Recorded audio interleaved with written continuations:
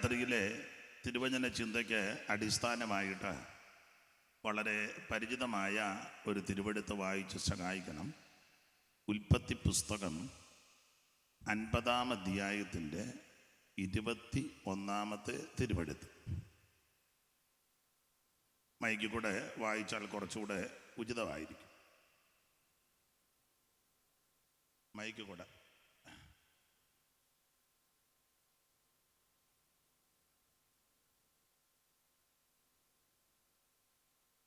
ആകയാൽ നിങ്ങൾ ഭയപ്പെടേണ്ട, ഞാൻ നിങ്ങളെയും നിങ്ങളുടെ കുഞ്ഞുകുട്ടികളെയും പോറ്റി രക്ഷിക്കും എന്ന് പറഞ്ഞ് അവരെ ആശ്വസിപ്പിച്ച് ധൈര്യപ്പെടുത്തി. ഒരു നിമിഷം കൂടെ പ്രാർത്ഥിക്കാം. മഹത്വാനും പരിശുദ്ധനുമാകുന്ന ഞങ്ങളുടെ ദൈവമേ, ഈ നല്ല രാത്രി സമയത്തിനായിട്ട് അങ്ങയെ മഹത്വപ്പെടുത്തുന്നു. കൂടപ്പെട്ടിരിക്കുന്ന എല്ലാവരെയും ആശീർവദിക്കണം. സന്നിധി ബോധം ഞങ്ങൾക്ക് നൽകണം. ശബ്ദപരിധിയിൽ ഞങ്ങളെ ശ്രദ്ധിക്കുന്ന ഏവർക്കും അനുഗ്രഹമാക്കി തീർക്കണം. ഈ സ്ഥലത്ത് എത്തിച്ചേർന്നിരിക്കുന്ന എല്ലാവരെയും ആശീർവദിക്കണം. ഈ ദേശത്തിന് അനുഗ്രഹമാകണം. എളിയവൻ്റെ മേലും കൃപ ചൊരിയണം. പ്രിയപുത്രനെ ഞങ്ങളെ കൂടി മഹത്വപ്പെടുത്തുകയാണ്. ക്രിസ്തുയേശുവിൻ്റെ നിസ്തുല്യ നാമത്തിൽ തന്നെ ആമേൻ. നമ്മുടെ കരവും ശബ്ദവും ഉയർത്തി ദൈവത്തെ മഹത്വപ്പെടുത്താം. ഹല്ലേലൂയ. അനുഗ്രഹപ്രദമായ ഈ നല്ല രാത്രി സമയത്തിനായിട്ട് ദൈവത്തെ സ്തുതിക്കുന്നു. ഈ സ്ഥലം സഭയുടെ ശുശ്രൂഷകൻ കുടുംബം, ഇവിടെയുള്ള ദൈവമക്കൾ, ഇന്ന് രാത്രി യോഗത്തിൻ്റെ അധ്യക്ഷൻ, ഇന്ത്യ പെന്തക്കോസ്ത് ദൈവസഭ ഈ സെൻറ്ററിൻ്റെ ചുമതല വഹിക്കുന്ന കർത്തൃദാസൻ, പ്രാർത്ഥനയിൽ ഇവിടെ സഹായിച്ച കർത്തഭൃത്യന്മാർ, വേദിയിലും സദസ്സിലുമായിരിക്കുന്ന ആദരണീയരായ കർത്തൃദാസന്മാർ, ഈ ഗ്രൗണ്ടിൽ പ്രാർത്ഥനയോടെ എത്തിച്ചേർന്നിരിക്കുന്ന ബഹുമാന്യ ദൈവമക്കൾ, സമീപ സ്ഥലങ്ങളിലും ഭവനങ്ങളിലുമൊക്കെ ഇരുന്ന്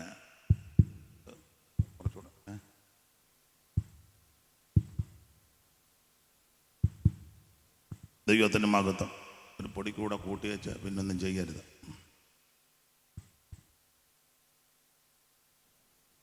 സമീപ ഭവനങ്ങളിലും ഈ സ്ഥലങ്ങളിലുമൊക്കെ ഇരുന്ന് ഈ ദിവസങ്ങളിൽ ഈ ശുശ്രൂഷയിൽ സംബന്ധിച്ച ബഹുമാന്യരായ ദേശവാസികൾ, ഇതിനു മുമ്പിൽ വളരെ അധ്വാനിച്ച് പ്രാർത്ഥിച്ച ദൈവമക്കൾ, ഗായക സംഘം, മൈക്ക് ഓപ്പറേറ്റ് ചെയ്യുന്നവർ, വീഡിയോ പകർത്തുന്ന പ്രിയപ്പെട്ടവർ, ഏവർക്കും വേഗം വരുന്ന യേശു ക്രിസ്തുവിൻ്റെ നിസ്തുല്യ നാമത്തിൽ ഈ സന്ധ്യയിൽ വന്ദനം ചൊല്ലുന്നു. അവിടുന്ന് അനുവദിച്ചതുകൊണ്ട് ഇന്ന് രാത്രി നമുക്കിങ്ങനെ ഒന്നിച്ച് കൂടുവാൻ അവസരം ദൈവം ഒരുക്കി. ഈ കൺവെൻഷനെ പറ്റി, ശുശ്രൂഷയെ പറ്റി കർത്തൃദാസൻ വിളിച്ച് ഓർത്ത് പ്രാർത്ഥിപ്പാൻ അവസരം ദൈവം തന്നു. ഈ രാത്രി ഇവിടെ എത്തിച്ചേരുവാനും ദൈവം കരുണ ചെയ്തു. കഴിഞ്ഞ 2 രാത്രിയിൽ ശ്രേഷ്ഠരായ കർത്തൃദാസന്മാരിൽ കൂടി ആവശ്യമായ ആത്മീക ദൂതുകൾ നൽകിയതോർത്ത് ദൈവത്തെ സ്തുതിക്കുന്നു. അവരെ ദൈവം അനുഗ്രഹിക്കട്ടെ. ഈ 3-ാമത്തെ പകല് നമുക്ക് ദൈവസ്ഥലത്തിൽ കൂടി വരുവാനിടയായതിനാൽ ദൈവത്തിന് മഹത്വം. മറ്റ് മുഖവരകളൊന്നും പറഞ്ഞ് അധികം സമയം കളയുവാൻ താല്പര്യപ്പെടുന്നില്ല. ഇവിടെ പൊതുവിൽ പ്രസ്താവിച്ച സമയപരിധിയിൽ നിന്ന്, ദൈവ വചനത്തിൽ നിന്ന് ചില കാര്യങ്ങൾ നമുക്ക് ചിന്തിക്കാം. അതിനെ അടിസ്ഥാനമായിട്ട് വായിച്ച തിരുവെടുത്ത് 50-ാമത്തെ അധ്യായം, ഉൽപ്പത്തി പുസ്തകം 50-ാം അധ്യായത്തിൻ്റെ 21-ാമത്തെ തിരുവെടുത്താണല്ലോ. ഒരിക്കൽ കൂടി വായിച്ച് സഹായിക്കണം.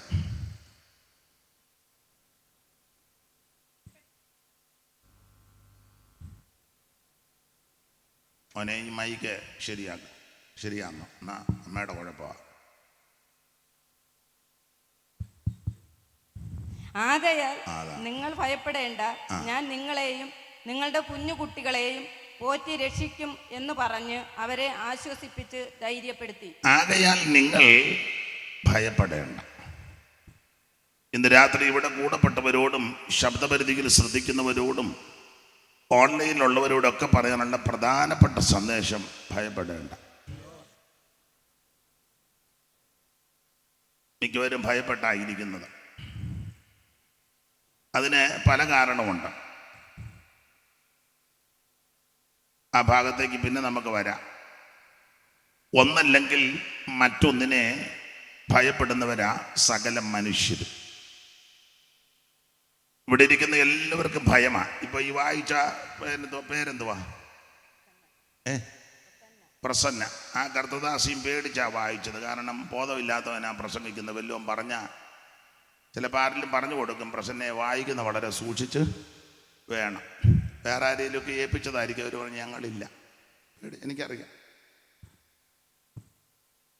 അപ്പം ഞാൻ പറഞ്ഞത്, ഒന്നല്ലെങ്കിൽ മറ്റൊന്നിനെ എല്ലാവരും പാസ്റ്റർമാരും വായിച്ചു തരാത്തത് ചിലർ പേടിച്ചിട്ട. അയാൾക്ക് വിവരമൊന്നും ഉള്ളവനല്ല. എങ്ങാനും വല്ല വാക്കോ വാചകമോ തെറ്റിയ അയാൾ നമ്മളെ പൊതുവിലിട്ട് ആരെങ്കിലും പറഞ്ഞു കാണും. എന്നാലും ധൈര്യത്തോടെ വായിച്ചു തന്നല്ലോ, ദൈവം അനുഗ്രഹിക്കട്ടെ. വേറെ ചിലര് പിള്ളേരൊക്കെ ചിലയിടങ്ങളിൽ ചെല്ലുമ്പം പേടിച്ചിരിക്കുന്ന കാണാം.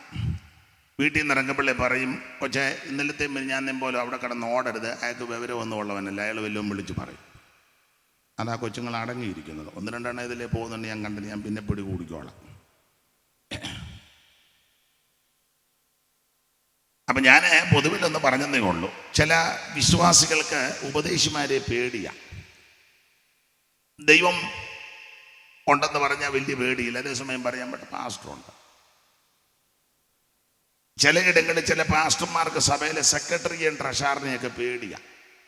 അതാ കൂടെ സെക്രട്ടറി. കാരണം ഇതിങ്ങനെ കളത്തിക്കൊണ്ടിരുന്നില്ലെങ്കിൽ അസ്വസ്ഥതയുണ്ടാകും. ചില മൂപ്പന്മാരെ ചിലർക്ക് പേടിയാ.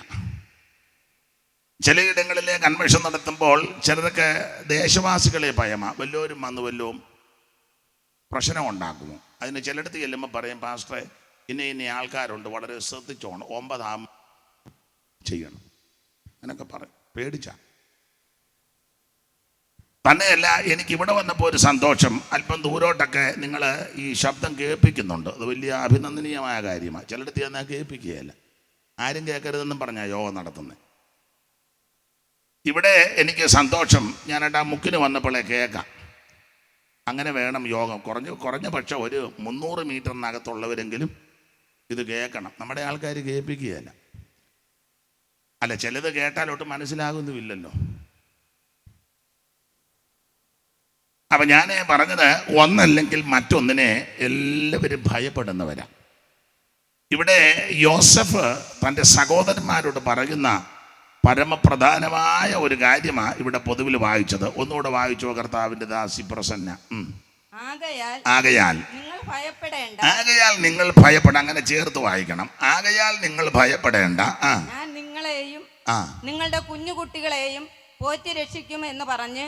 ആകയാൽ നിങ്ങൾ ഭയപ്പെടേണ്ട, ഞാൻ നിങ്ങളെയും നിങ്ങളുടെ കുഞ്ഞുകുട്ടികളെയും പോറ്റി രക്ഷിക്കുമെന്ന് പറഞ്ഞ് അവരെ ആശ്വസിപ്പിച്ച് ധൈര്യപ്പെടുത്തി. ഉൽപ്പത്തി പുസ്തകം 50-ാം അധ്യായത്തിൻ്റെ 21-ാമത്തെ തിരുവെടുത്ത. ദൈവത്തിന് മഹത്വം. ഒരിക്കൽ കൂടി കരവും ശബ്ദവും ഉയർത്തി ദൈവത്തെ മഹത്വപ്പെടുത്തിയാട്ടെ. ശക്തിയോടെ ദൈവത്തെ സ്തുതിക്കാം. നമോ നമോ നാശവാരണ സ്വാമിൻ നമോ നമോ. യേശുനായക ശ്രീജ നമോ നമോ. നാശവാരണ സ്വാമിൻ നമോ നമോ. മോഷിപു ജിതരൂപ നമോ നമോ. മഹിപാ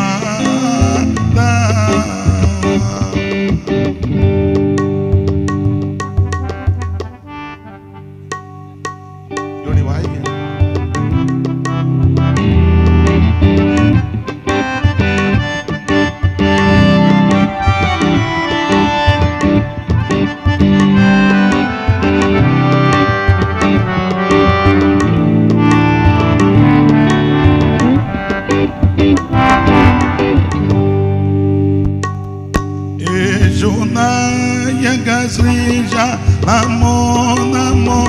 നാശവാരണ സ്വാമി നമോ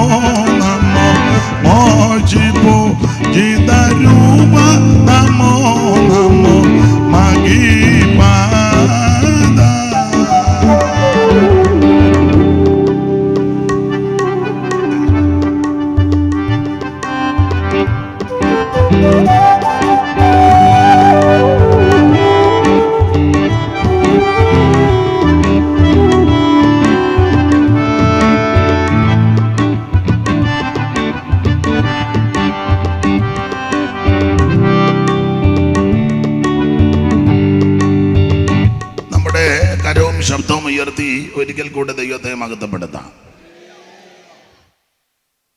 ഉൽപ്പത്തി പുസ്തകം 50-ാം അധ്യായത്തിന്റെ 21-ാമത്തെ തിരുവെടുത്ത. മോനെ ഈ രീതി മൈക്ക് നിൽക്കട്ടെ. നന്നായിരിക്കുന്നു. ഉറക്കെ പറയുമ്പോൾ ഞാനകത്ത്, പതുക്കെ പറയുമ്പോൾ ഞാൻ അടുപ്പിക്കും. അമ്മയുടെ കാര്യം ശ്രദ്ധിച്ചാൽ മതി, പ്രസന്നയുടെ കാര്യം.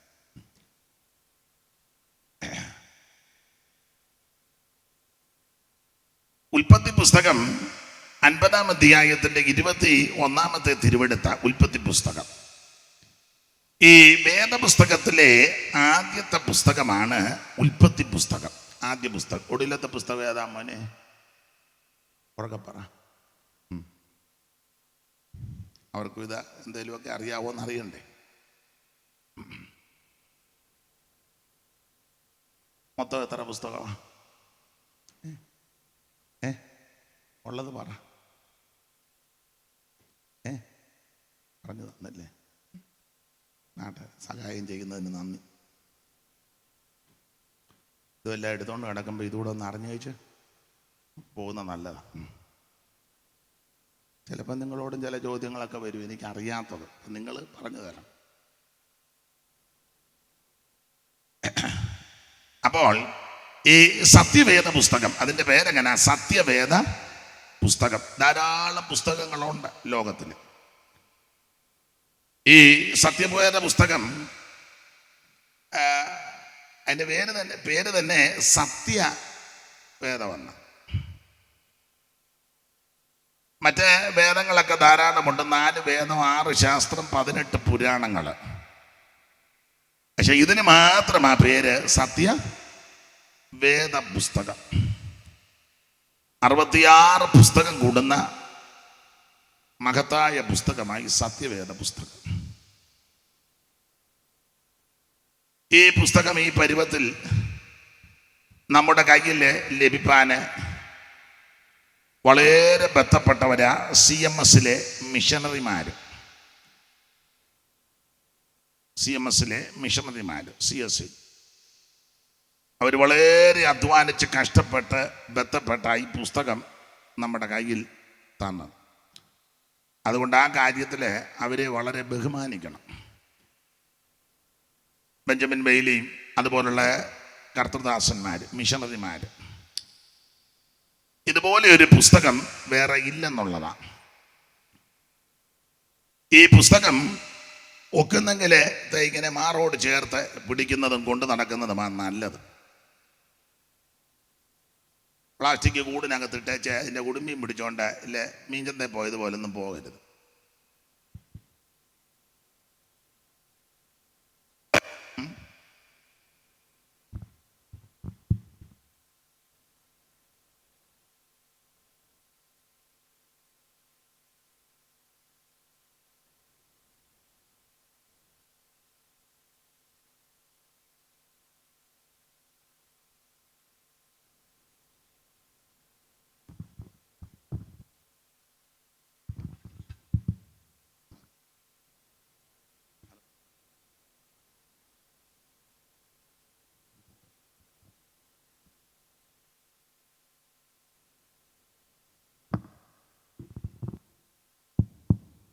ദൈവത്തിന് മഹത്വം. ഇത് മതി മതി. അപ്പോൾ ഈ പുസ്തകം വളരെ വിലപ്പെട്ട പുസ്തകമാണ്. അപ്പോൾ ഒക്കുന്നെങ്കിൽ ഇത് എങ്ങനെ കൊണ്ടു നടക്കുന്നതാണ് നല്ലത്. നമ്മൾ സ്കൂളിൽ പണ്ട് പഠിച്ചതാ, ഒരാള് ഒരു പുസ്തകമായിട്ട് പോയ കാര്യം പണ്ട് പഠിച്ചതാ. അത് കുചേലവൃത്തം എന്ന് പറയുന്നൊരു ഭാഗമുണ്ടല്ലോ, രാമപുരത്ത് വാര്യര് എഴുതിയതാ. സ്കൂളിൽ പഠിക്കാനുണ്ടായിരുന്നു. പറഞ്ഞത് അങ്ങനെ തന്നെ: പാതിരാവായല്ലോ ഭഗ്നി, കുറഞ്ഞൊന്ന് ഉറങ്ങട്ടെ. ഞാൻ പഠിച്ചതല്ലയോ? അതെല്ലാം ഇപ്പം നിങ്ങൾ ചിന്തിക്കുക, അതൊക്കെ ചൊല്ലിയ ബന്ധനമാണെന്നായിരിക്കും. ആയിക്കോട്ടെ. അപ്പോഴേ അന്ന് പഠിച്ചപ്പോൾ അതിലെ കുചേലൻ എന്ന് പറയുന്ന ആ കൂട്ടുകാരൻ അദ്ദേഹത്തിൻ്റെ കൂട്ടുകാരനെ കാണാൻ പോവുക, സതീർത്ഥ്യനെ. ഒന്നിച്ച് ഇവരെ ഗുരുകുലത്തിൽ പഠിച്ചതാ. ഇങ്ങേരൊരു വിപ്രനും ദരിദ്രനുമാണ്. അപ്പോൾ കൂട്ടുകാരനെ കാണാൻ പോയപ്പം ഭാര്യ രാത്രി തന്നെ അടുത്ത വീട്ടിലൊക്കെ ചെന്ന് നെല്ല് മേടിച്ച് അത് ഇടിച്ച് രാത്രി തന്നെ ക്ഷിപ്രം ഇരുട്ടത്ത് ഇടിച്ചെന്നാ. നമ്മൾ നെല്ലല്ലായിരിക്കും ഇരുട്ടത്ത് ഇടിക്കുന്നത്. മിണ്ടുന്നില്ല. അപ്പൊ അവര് ആ സ്ത്രീയെ രാത്രി തന്നെ ക്ഷിപ്രം ഇരുട്ടത്ത് ഇടിച്ച് അത് അവലാക്കി ആ പൃഥകം ഒരു തുണിയിൽ പൊതിഞ്ഞ് പുള്ളിയുടെ കയ്യിൽ കൊടുത്തു. പോകാൻ പറഞ്ഞു. പുള്ളി വെളുപ്പിനെ എഴുന്നേറ്റ് കുളിച്ച് ഇതൊക്കെ ആയിട്ട് പോയപ്പോൾ പോയ പോക്ക് രാമപുരത്ത് വാര്യർ എഴുതിയിട്ടുണ്ട്. സ്കൂളിൽ പഠിച്ചതാ. നദോന്നത വൃത്തവാ. ചൊല്ലാനും പാടാനും വലിയ ട്യൂണും സ്വരവും ഒന്നും ഇല്ലെങ്കിൽ ആ വരി അങ്ങ് പറയുക. ആ വരി ഇങ്ങനെ: മുണ്ടിൽ പൊതിഞ്ഞ പൊതിയും മുഖ്യമായ പുസ്തകവും, മുണ്ടിൽ പൊതിഞ്ഞ പൊതിയും മുഖ്യമായ പുസ്തകവും. അപ്പം പുസ്തകവും ഈ പൊതി അതാ. പഠിച്ചിട്ടില്ലേ?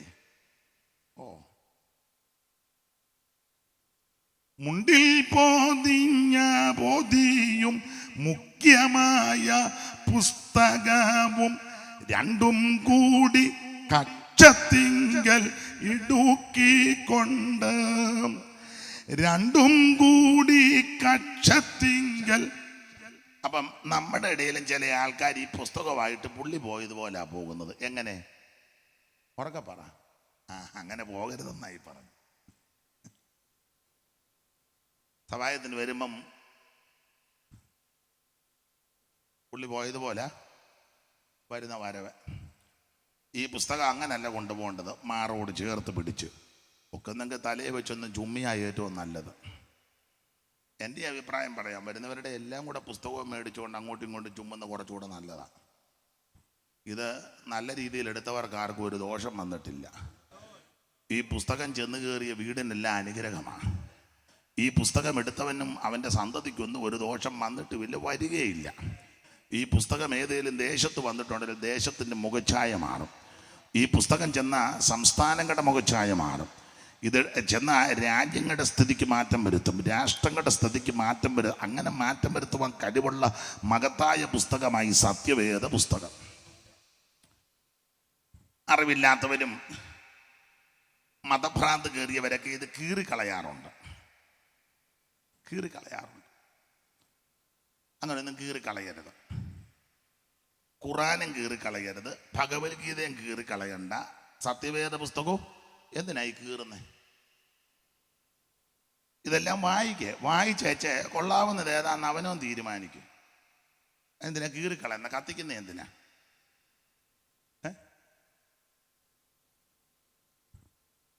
ഇത് കീറേണ്ടതല്ല. ഭഗവത്ഗീതയും കീറണ്ട, ഖുറാനും കീറണ്ട, വേറെ പുസ്തകവും ഒന്നും കീറണ്ട. എന്തിനാ ഈ അലോഗ്യം ഉണ്ടാക്കുന്നേ? ഇത് കീറിക്കളഞ്ഞാൽ തീരുന്നതാണോ പ്രശ്നം? അല്ല. അപ്പൊ ഇതൊന്നും കീറിക്കള. ഞാൻ ദൈവദാസൻ അവിടെ നിന്ന് ഞാനൊരു ചെറിയ പരിപാടി അവിടെ കസാര അവിടെ ഇട്ടെ. ദൈവദാസനെ കസാര അവിടെ ഇട്ടെ. ഇപ്പോൾ ഒരു ചെറിയ പരിപാടി. എല്ലാവരും എഴുന്നേ, സഹോദരിമാരെല്ലാവരും എഴുന്നേറ്റ്. അതൊക്കെ ഞാൻ എൻ്റെ പരുവത്തിന് കൈകാര്യം ചെയ്യാം. എഴുന്നേക്ക് 10 മണി വരെ ഉണ്ട്. എഴുന്നേക്കാൻ. ആ കൊച്ചാണ്ട ചൂടെ കുത്തിയിരി. കൊച്ചെ എഴുന്നേക്ക് വെച്ചേ. ജോടി ഇരിക്കുന്ന കസാരയായിട്ട് മുമ്പോട്ട് വാ. അല്ലെങ്കിൽ മുന്നിൽ കിടക്കുന്ന കസാര എടുത്തോണ്ട് വാ. ഇങ്ങോട്ട് പോരും. മുന്നോട്ട് പോരും. മുന്നോട്ട് പോരും.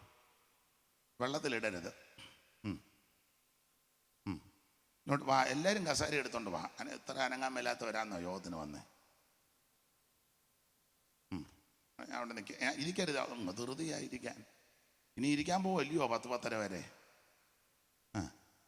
മുന്നോട്ട് കയറി. നിങ്ങളുടെ മുന്നിലെ ഒരു കസാര വെറുതെ കിടക്കരുത്. അങ്ങോട്ട് കയറിയിരിക്കണം. വെറുതെ കിടന്നാൽ പിന്നെയും കയറിയിരിക്കേണ്ടി വരും. നോക്കണം മുന്നിൽ കസാര വല്ലതും വെറുതെ ഉണ്ടെന്ന് അതിലോട്ട് കയറിയിരിക്കണം. അല്ലെ പിന്നെയും ഞാൻ എഴുന്നേൽപ്പിക്കും. സഹോദരന്മാരും ആ കസാര നിന്ന് എഴുന്നേറ്റ് മുന്നോട്ട് ഇങ്ങോട്ട് വാ. തീരെ അവശതയുള്ളവർ അവിടെ ഇരുന്നോ. അപ്പോൾ എനിക്ക് അറിയാമല്ലോ അവശതക്കാരാരാന്ന്. അവർക്ക് വേറെ വാക്യം ഞാൻ തരാം. കസാരയായിട്ട് മുന്നോട്ട് വരണം. എന്നിട്ട് ഇരിക്കുമ്പം മുന്നിൽ കസാര ഫ്രീ ആയിട്ടുണ്ടെങ്കിൽ അതിലോട്ട് ഇരിക്കണം. ഇല്ലേ പിന്നെ എഴുന്നേക്കേണ്ടി വരും. മിക്കവരും എഴുന്നേക്കേണ്ടി വരും, ഞാൻ കണ്ടു, എഴുന്നേക്കേണ്ടി വരും. മുന്നോട്ട് എല്ലാവരും എഴുന്നേറ്റ് വെച്ച് മുന്നോട്ട് വാ, എല്ലാവരും അങ്ങ് എഴുന്നേക്ക.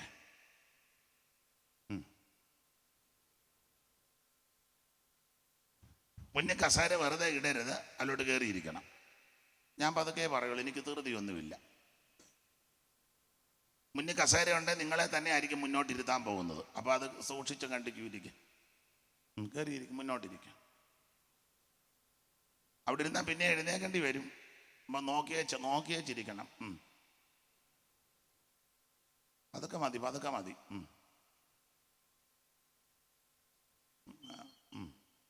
മുന്നിൽ കസേര വല്ലതും വെറുതെ കിടപ്പുണ്ടെന്നത് കണ്ണ് തുറന്ന് നോക്കിയാൽ ചൊണ്ടയിലിട്ട് കയറിയിരിക്കണം. ഇല്ലേ പിന്നെ ഞാൻ ഇരുത്തും. അത് കഴിഞ്ഞാൽ ഞാൻ പ്രസംഗിക്കുകയുള്ളൂ. പതുക്കെ പതുക്കെ മതി, ബഹളമൊന്നും വേണ്ട.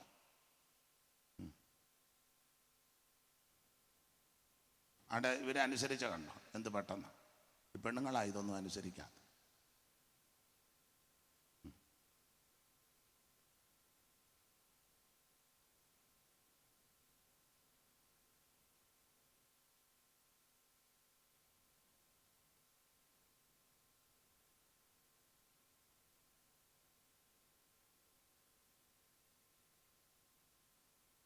ആ പുറകിലെ കറുത്ത ഷാളിട്ടിരിക്കുന്ന സഹോദരിയും പുറകിലും എഴുന്നേക്ക്. അനുസരണ എന്ന് പറയുന്നതില്ല ചിലതിന്. മുന്നോട്ട് കയറിയിരിക്കുക. ഈ സഭയിലെയാണോ? ഇതിനെ വെച്ചോണ്ടാന്നോ യോഗം നടത്തുന്നത്?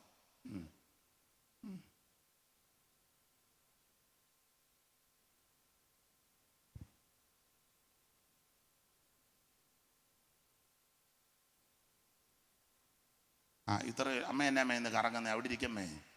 അമ്മ വാളണ്ടിയേഴ്സാ. പിന്നെ കുഴപ്പമില്ല. അമ്മ ഒന്നും അവിടെ ഇരുത്, പരുവത്തിന് ഇരിക്കുക. ഇനി ആരെങ്കിലും വരികയാണെ അവർ പുറകിലിരുന്നോളും. അപ്പം നിങ്ങൾക്ക് ഇനി ശല്യമൊന്നുമില്ല. ആടെ നിങ്ങൾ സഹകരിച്ചതിനും അനുസരിച്ചതിനും നന്ദി. ഇതിൻ്റെ ലക്ഷണം എന്നാണെന്നറിയോ? ഇന്ന് അനുഗ്രഹിക്കപ്പെടും. അതാ ഇതിൻ്റെ ലക്ഷണം, അനുഗ്രഹിക്കപ്പെടും. ഒരിക്കൽ കൂടി ഈ കരമുയർത്തി ദൈവത്തെ മഹത്വപ്പെടുത്തിയാട്ടെ. ശക്തിയോടെ ദൈവത്തിന് മഹത്വം കരയറ്റ. എത്ര നാശിച്ചുകൊള്ളും പിശാചി ലോകം, എത്ര നാൾ പരിച്ചുകൊള്ളും, എത്ര നാൾ പറഞ്ഞും കൊള്ളും അപവാദങ്ങൾ ശുദ്ധിമാന്മാരുടെ മേലും. കർത്താവെ നോക്കിക്കങ്ങാം വാർത്തലത്തിൻ ദുരിതം. കർത്താവെ നോക്കിക്കങ്ങാം വാർത്തലത്തിൻ ദുരിതം. കർത്താവെ നോക്കിക്കങ്ങാം വാർത്തലത്തിൻ ദുരിതം. സാത്താന്റെ ധിക്കാരത്തെ നീക്കുവാനായി പ്രിയ, സാത്താന്റെ ധിക്കാരത്തെ നീക്കുവാനായി പ്രിയ. കഥാതാമസം എന്താകോ വന്നിടാനേശു, കഥാതാമസം എന്താകോ, കഥാതാമസം എന്താകോ വന്നിടാനേശു, കഥാതാമസം എന്താകോ. അപ്പൊ ശ്രദ്ധിക്കുക, ഈ പുസ്തകത്തിന്റെ വിശേഷത വളരെ ശ്രേഷ്ഠമേറിയ പുസ്തകമാണ്. സത്യവേദ പുസ്തകം. 66 പുസ്തകങ്ങൾ അടങ്ങിയ പുസ്തകമാണ് സത്യവേദ പുസ്തകം. അതിലെ ആദ്യത്തെ പുസ്തകമാണ് ഉൽപ്പത്തി പുസ്തകം. ഇവിടെ ഓർപ്പിച്ചല്ലോ. ഒടുവിലത്തെ പുസ്തകമാണ് വെളിപ്പാട് പുസ്തകം. ഈ 66 പുസ്തകം ഞാൻ എപ്പോഴും പറയും 1600 കൊല്ലം കൊണ്ട് ഏതാണ്ട് 40 എഴുത്തുകാരാൽ എഴുതപ്പെട്ടതാണ് ഈ സത്യവേദ പുസ്തകം. അത് 2 ഭാഗങ്ങളായിട്ടാണ്. ആദ്യത്തെ ഭാഗം പഴയ നിയമം 39 പുസ്തകങ്ങൾ. 2ാം ഭാഗമാണ് പുതിയ നിയമം അത് 27 പുസ്തകങ്ങൾ. ആ പഴയ നിയമത്തിലെ 39 പുസ്തകങ്ങൾ 32 എഴുത്തുകാരാണ് എഴുതിയത്. പുതിയ നിയമത്തിലെ 27 പുസ്തകം 8 എഴുത്തുകാരാണ് എഴുതിയത്. അങ്ങനെ 32 8 40 പേര്. ആ ഭാഗത്തേക്കെല്ലാം പോകുന്നില്ല. നമ്മൾ ഇന്ന് രാത്രി ആദ്യത്തെ പുസ്തകമാകുന്ന ഉൽപ്പത്തി പുസ്തകം 50-ാം അധ്യായത്തിന്റെ 21-ാമത്തെ തിരുവെടുത്താണ് ഇന്ന് രാത്രിയിലെ തിരുവചന ചിന്തയ്ക്ക് അടിസ്ഥാനമായിട്ട് വായിച്ചത്. ആദ്യത്തെ ഒരു 5 പുസ്തകം പഴയ നിയമത്തിന്റെ മധ്യസ്ഥനാകുന്ന മോശെ എഴുതിയതാണ്. വേദപുസ്തകത്തിലെ ആദ്യത്തെ 5 പുസ്തകം. ഇപ്പൊ ഈ പറയുന്ന കാര്യമെല്ലാം നിങ്ങൾക്കൊക്കെ നന്നായിട്ട് അറിയാം. ഇപ്പൊ നിങ്ങൾ ചിന്തിക്കുക, ഇത് പറയാനാണോ ഇങ്ങോട്ട് വന്നതെന്ന് ചിലർക്കൊരു ചിന്തയില്ലാതില്ല. അല്ല, നിങ്ങൾക്കറിയാമെങ്കിലും അറിയാൻ പാടില്ലാത്ത ആരെങ്കിലും ഇവിടെ വന്നിട്ടുണ്ടെങ്കിൽ, സമീപ സ്ഥലത്ത് കേൾക്കുന്നുണ്ടെങ്കിൽ അവരുടെ അറിവിനാണ്. അവരറിയാനാണല്ലോ നമ്മൾ ഈ യോഗം ക്രമീകരിച്ച്. നമ്മൾ അറിയേണ്ടതെല്ലാം സഭയ്ക്കകത്ത് പറയുന്നുണ്ടല്ലോ, എന്നിട്ടും ശരിയാകുന്നില്ലല്ലോ. അപ്പം ഇത് മറ്റുള്ളവരെ അറിയാൻ വേണ്ടിയാണ് ഇത് പറഞ്ഞു കൊടുക്കുന്നത്. ഇന്ന് രാത്രി വളരെ ലളിതമായിട്ടാണ് പറഞ്ഞു തരാൻ പോകുന്നത്, എല്ലാവർക്കും മനസ്സിലാകുന്ന രീതി.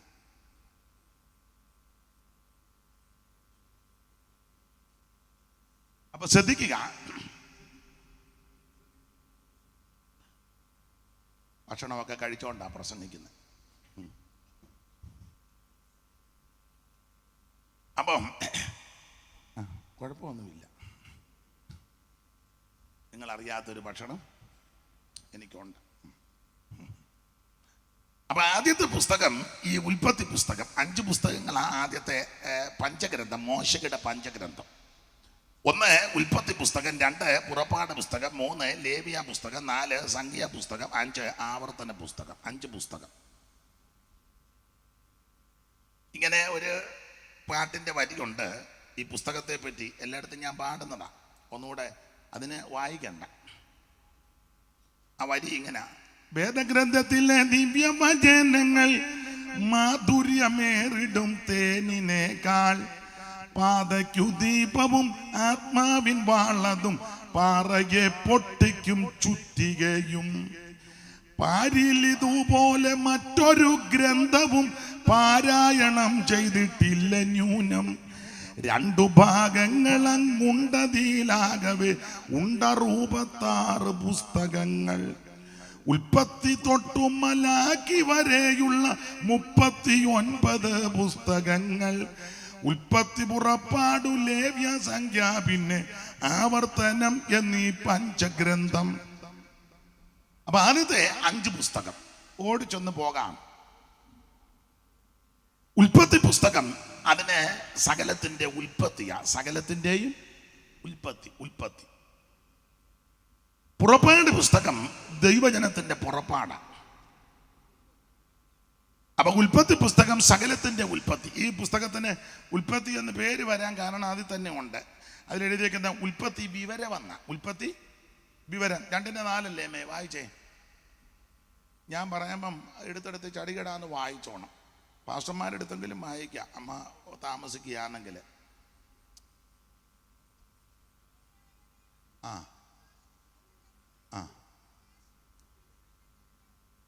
അതാ അതിന്റെ കറക്റ്റ്. മൈക്ക് കൊടുന്ന് വായിപ്പിച്ചോട്ടെ, മൈക്ക് കൂടെ വായിപ്പി.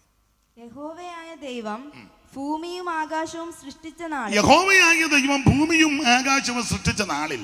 ആകാശവും ഭൂമിയും സൃഷ്ടിച്ചതിന്റെ ഉൽപ്പത്തി വിവരം. ആകാശവും ഭൂമിയും സൃഷ്ടിച്ചതിന്റെ ഉൽപ്പത്തി വിവരം. അപ്പൊ ആരാ സൃഷ്ടിച്ചത്? ദൈവം. അല്ലാതെ ഓരോ ഏരിയ ഓരോരുത്തരെ ഏൽപ്പിച്ചില്ല.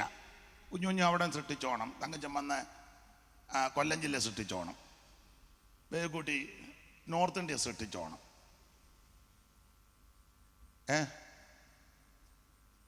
സുകുമാരൻ ചെന്ന് തിരുവനന്തപുരം ജില്ലയെ അങ്ങ് സൃഷ്ടിച്ചോണം. അങ്ങനൊന്നും അല്ല, ഇത് ദൈവം സൃഷ്ടിച്ചതാണ്.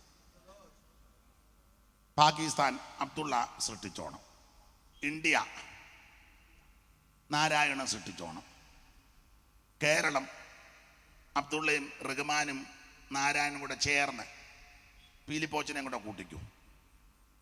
പിന്നെ കാനഡ സായിപ്പ് സൃഷ്ടിച്ചോളും. അങ്ങനൊന്നുമല്ല, ഇത് മുഴുവൻ ദൈവം സൃഷ്ടിച്ചതാണ്. ഈ കാണുന്ന സകല ചരാചരങ്ങളെ, അണ്ടകടാകത്ത്, ബ്രഹ്മാണ്ട ഗോടിടാണ്ടങ്ങളെ, നക്ഷത്ര പങ്ക്തികൾ, ഇതിൽ മുഴുവൻ ദൈവം സൃഷ്ടിച്ചതാണ്. കോടിക്കണക്കിന് ആ നക്ഷത്രം വാരി വെതറി എന്ന പുസ്തകത്തിൽ എഴുതിയേക്കുന്ന, വാരി വെതറിയിരിക്കുക, കൂട്ടിമുട്ടുന്നില്ല, എല്ലാം കൃത്യത്തിന് കറങ്ങുക. എന്തോ സൃഷ്ടിയുടെ വൈഭവം. ഉണ്ടാകട്ടെ എന്ന് പറഞ്ഞപ്പോൾ സകല ഭൂചര കേചര വസ്തുക്കളെ ദൈവം സൃഷ്ടിച്ചതാണ്.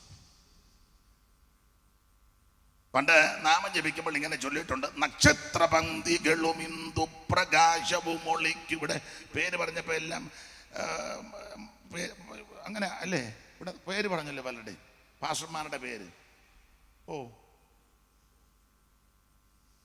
എല്ലാം നല്ല പേരുകളാണ്. പേര് കേട്ടപ്പോൾ എനിക്കും പിടികിട്ടി. അപ്പൊ അന്ന് നാമം ജപിക്കുന്ന സമയത്ത് നിങ്ങൾ ചൊല്ലിയിട്ടില്ലേ? ഇല്ലേ? ഒന്ന് ചൊല്ലിക്കേ. മറന്നുപോയി. തന്നെയല്ലേ ഇപ്പൊ ചൊല്ലാൻ നിങ്ങൾ പറയും, അതൊക്കെ ബന്ധനങ്ങളാന്നാ പറയുന്നത്. ഒരു ബന്ധനവും ഇല്ല.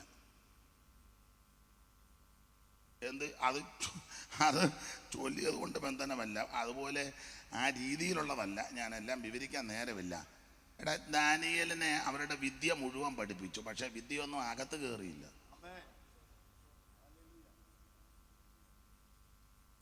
കൽദയരുടെ ഭാഷയും വിദ്യയല്ല, പിന്നെ പഠിക്കാതെ ഒക്കത്തില്ല അവിടെ. പക്ഷേ ആ വിദ്യയൊന്നും ദാനിയേൽ ഇറക്കിയില്ല.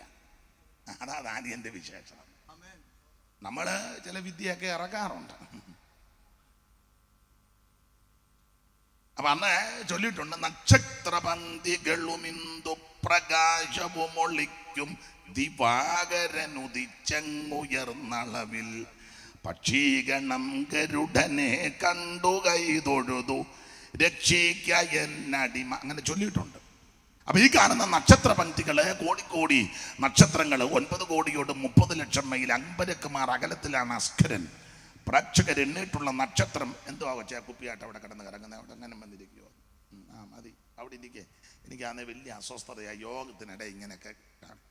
ഞാനങ്ങ് പറയും, അതാ പറഞ്ഞേ അയാൾക്ക് വിവരമില്ലെന്ന്.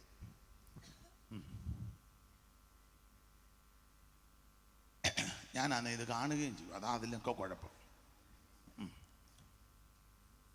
അപ്പൊ ശ്രദ്ധിക്കുക, ഈ കാണുന്ന സകല ചരാചരങ്ങളെയും ഈ ബ്രഹ്മാണ്ട കോടിടാണ്ടങ്ങളെയെല്ലാം നിർമ്മിച്ചവൻ, സൃഷ്ടിച്ചവൻ സർവശക്തനായ ദൈവമാണ്. ദൈവം സൃഷ്ടിച്ചത് കൊണ്ടാണ്. ഒന്നുകൂടെ 4-ാം വാക്യം വായിച്ചേ മോളെ. 4-ാം വാക്യം വായിരേ. യഹോവയായ ദൈവം ഭൂമിയും ആകാശവും സൃഷ്ടിച്ച നാളിൽ, ആകാശവും ഭൂമിയും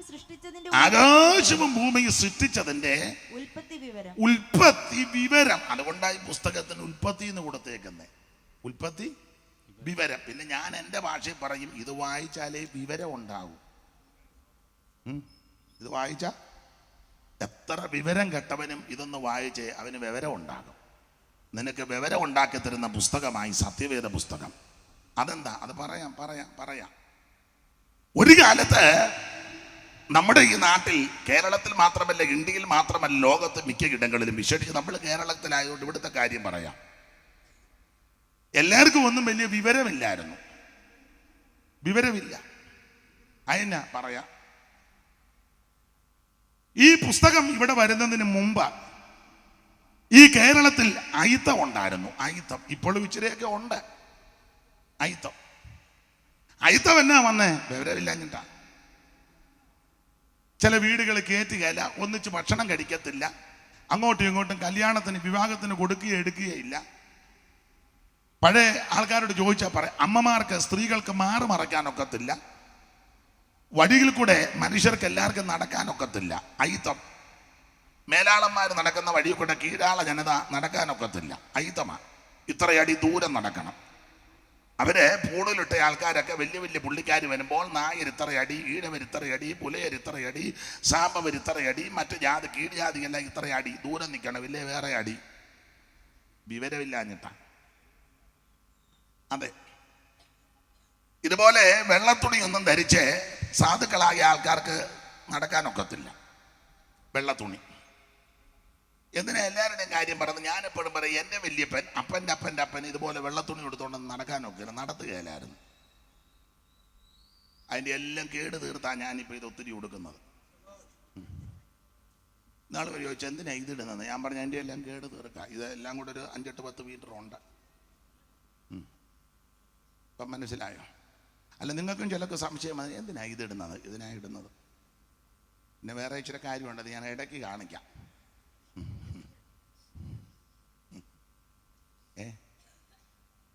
ചിലക്ക് തലയെ തൂണിടുന്നത് എങ്ങനെയാണെന്ന് അറിയാൻ മേല, പിന്നെ അതൊക്കെ കാണിച്ചിങ്ങനെ കൊടുക്കും. അപ്പം ഞാൻ ഇടയ്ക്ക് അതിൻ്റെ പരുവം പോലെ ഞാൻ കാണിക്കാം.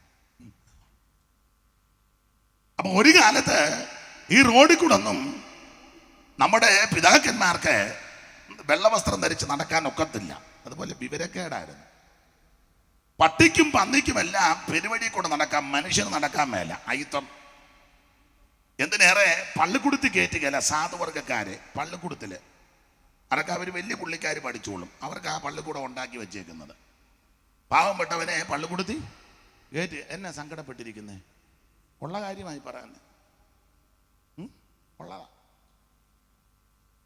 സ്കൂളിൽ കയറ്റുകയല്ല. ഈ തിരുവനന്തപുരം ജില്ലയിലെ വെങ്ങാരൂരിനടുത്ത് ഒരു പെൺകുട്ടിയെ പള്ളിക്കൂടത്തിലെത്തി.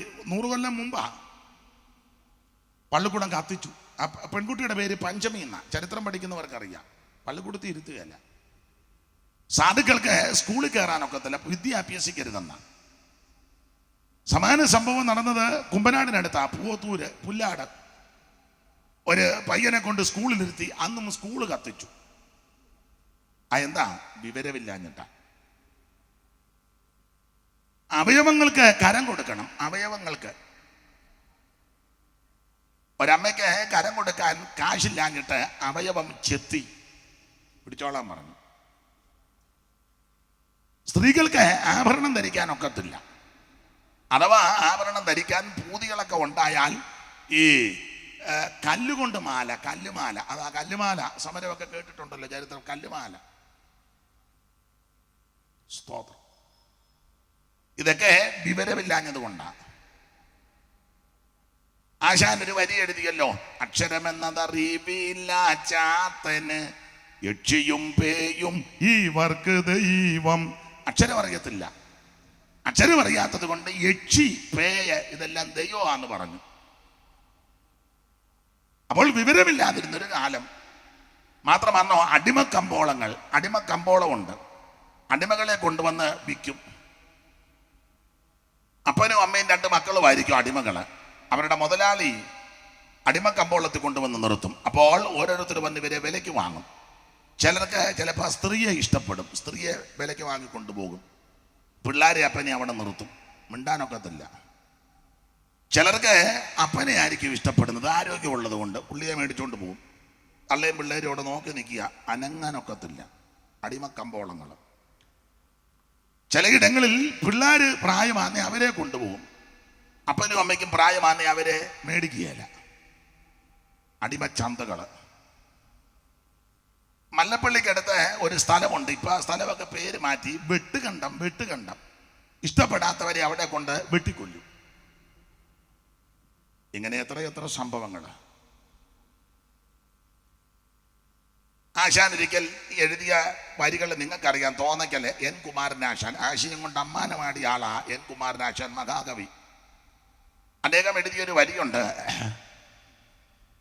മറ്റുള്ളവർക്കായി ഉഴാനും നടുവാനും കറ്റ കൊയ്യാനും മെതിക്കുവാനും പറ്റും ഈ കൂട്ടർ ഇരുകാലി മാടുകൾ മറ്റ് കൃഷിപ്പണി ചെയ്യുവാനും. തൊട്ടുകൂടാത്തവർ തീണ്ടിക്കൂടാത്തവർ ദൃഷ്ടിയിൽപ്പെട്ടാലും ദോഷമുള്ളവർ. അവർ നടന്നു വരുമ്പോൾ കണ്ണുമെട്ടത്ത് പോലും കാണരുത്. അപ്പോൾ തൊട്ടുകൂടാത്തവർ തീണ്ടിക്കൂടാത്തവർ ദൃഷ്ടിയിൽപ്പെട്ടാലും ദോഷമുള്ളവർ. കെട്ടില്ലാത്തോർ എന്ന് പറഞ്ഞാൽ കല്യാണം കഴിക്കുകയല്ല, കെട്ടില്ലാത്തോർ തമ്മിൽ ഉണ്ണാത്തോരിങ്ങനെ ഒന്നിച്ച് ഭക്ഷണം കഴിക്കുകയല്ല. അയിത്തമാണ്. തുടരുതെന്ന തുടരുത്. ഇപ്പോഴും അങ്ങനെയൊക്കെ വാശി പിടിക്കുന്ന ആൾക്കാരുണ്ട്. തുടരുത്, കയറരുത്, കേറ്റുകയല്ല.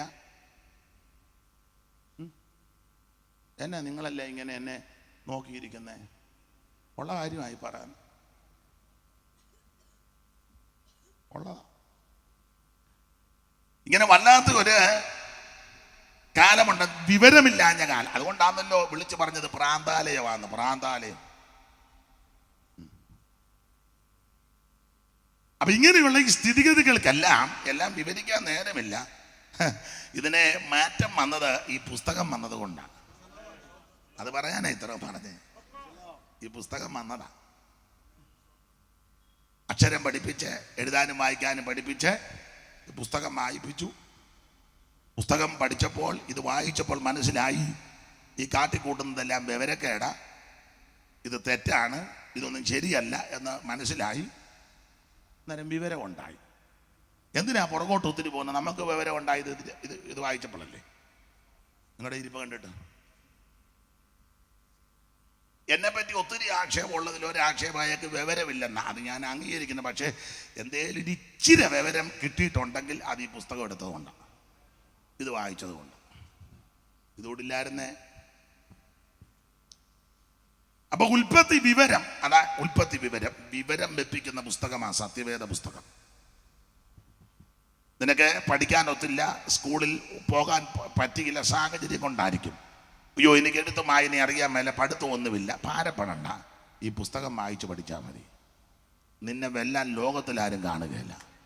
അതാ ഈ സത്യവേദ പുസ്തകത്തിൻ്റെ വിശേഷത. ഓടിച്ചു പോകാം. അങ്ങനെയുള്ള ഈ പുസ്തകം ഉൽപ്പത്തി പുസ്തകം, ആദ്യത്തെ പുസ്തകമാണ് ഉൽപ്പത്തി പുസ്തകം. ഞാൻ പറഞ്ഞല്ലോ സകലത്തിൻ്റെ ഉൽപ്പത്തി. രണ്ടാമത്തെ പുസ്തകം പുറപ്പാട് പുസ്തകമാണ്, ദൈവജനത്തിൻ്റെ പുറപ്പാട്.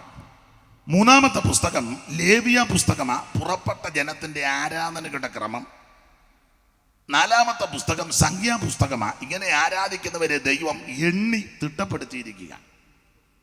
ആവർത്തന പുസ്തകം ആ പഴയ കാര്യങ്ങളെല്ലാം ഓർത്തോർത്ത് ദൈവത്തിന് സ്തോത്രം ചെയ്യണം.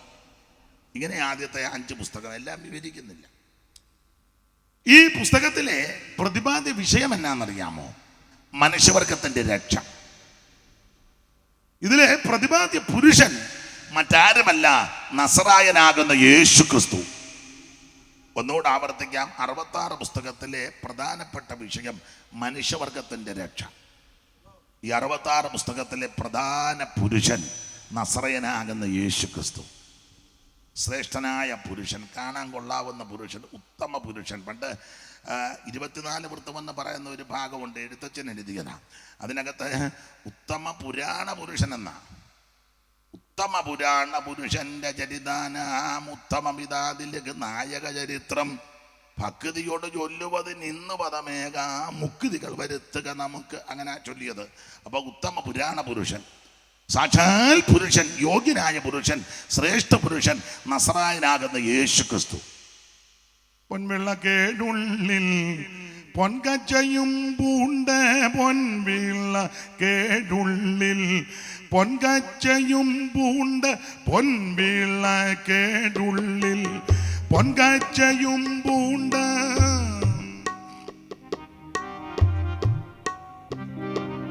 പൊൻവിളക്കേടുള്ളിൽ പൊൻകച്ചയും പൂണ്ട്, വെള്ളത്തല മൂടി വെള്ളയ പഞ്ഞി പോൽ വെള്ളോടുല തന്നിൽ കാച്ചി പഴുപ്പിച്ച് വെള്ളക്കുതിര പൂറ തേറി വരുന്ന പുരുഷനെ കണ്ട്, ഉത്തമ പുരുഷനെ കണ്ട്,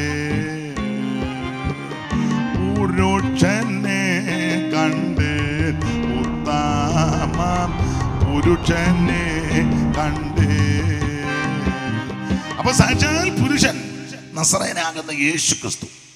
അപ്പൊ ശ്രദ്ധിക്കുക, ഈ പുസ്തകത്തിലെ പ്രതിപാദ്യ വിഷയം മനുഷ്യവർഗത്തിന്റെ രക്ഷ. ഇതിലെ പ്രധാന വ്യക്തി നസറായനാകുന്ന യേശു ക്രിസ്തു. യേശു ക്രിസ്തു ഒരു വിഭാഗത്തിന്റെ, ഒരു മതത്തിന്റെ, ഒരു സമൂഹത്തിന്റെ, ഒരു സംഘടനയുടെ, ഒരു സഭക്കാരുടെ ആളല്ല. യേശു ക്രിസ്തു മുഴു ലോകത്തിൻ്റെയും ദൈവമാണ്.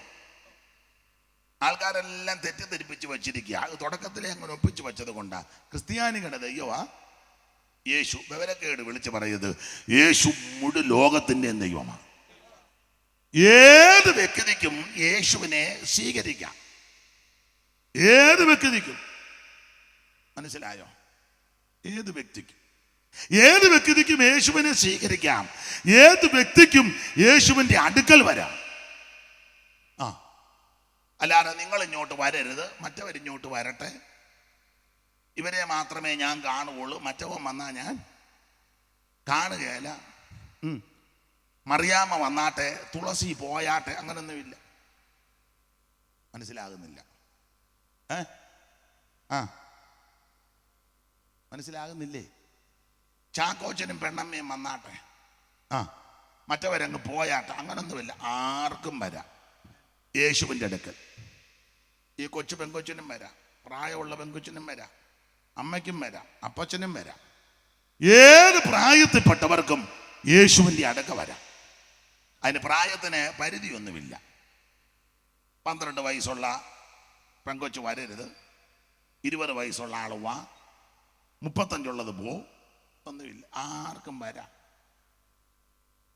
ഏത് ദിവസവും വരാം. അല്ലാതെ യേശു തിങ്കളാഴ്ച മാത്രമേ ദർശനം കൊടുക്കുകയുള്ളൂ, ചൊവ്വ വന്നാൽ കാണുകയില്ല.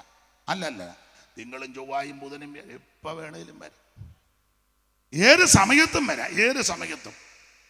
രാത്രി 11 മണിക്കും വരാം. അയ്യോ എന്ത് ചെയ്യാ യേശു, പുള്ളി ഉറങ്ങുക, ശല്യപ്പെടുത്തരുത്, രാവിലെ ഓണത്തും. അല്ലല്ല, അവിടുന്ന് ഉറങ്ങുന്നില്ലല്ലോ. അങ്ങനല്ലേ പുസ്തകത്തിൽ? ഇസ്രായേലിന്റെ പരിപാലകൻ, ഇസ്രായേലിൻ കാവൽക്കാരൻ, നിദ്രാപാരം തൂങ്ങുന്നില്ല ഇസ്രായേൽ. മോനെ മൈക്കെടുത്ത് പാട്, അറിയാവുന്ന പാട്ട് പാടും.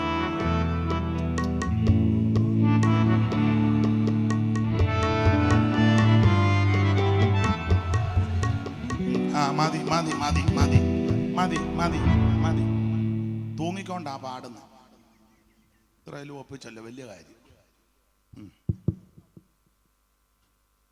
അപ്പൊ ശ്രദ്ധിക്കുക, ഏത് വ്യക്തിക്കും യേശുവിൻ്റെ അടുക്ക വരാം, ഏത് ദിവസവും വരാം, ഏത് സമയത്തും വരാം. അതാണ് യേശു.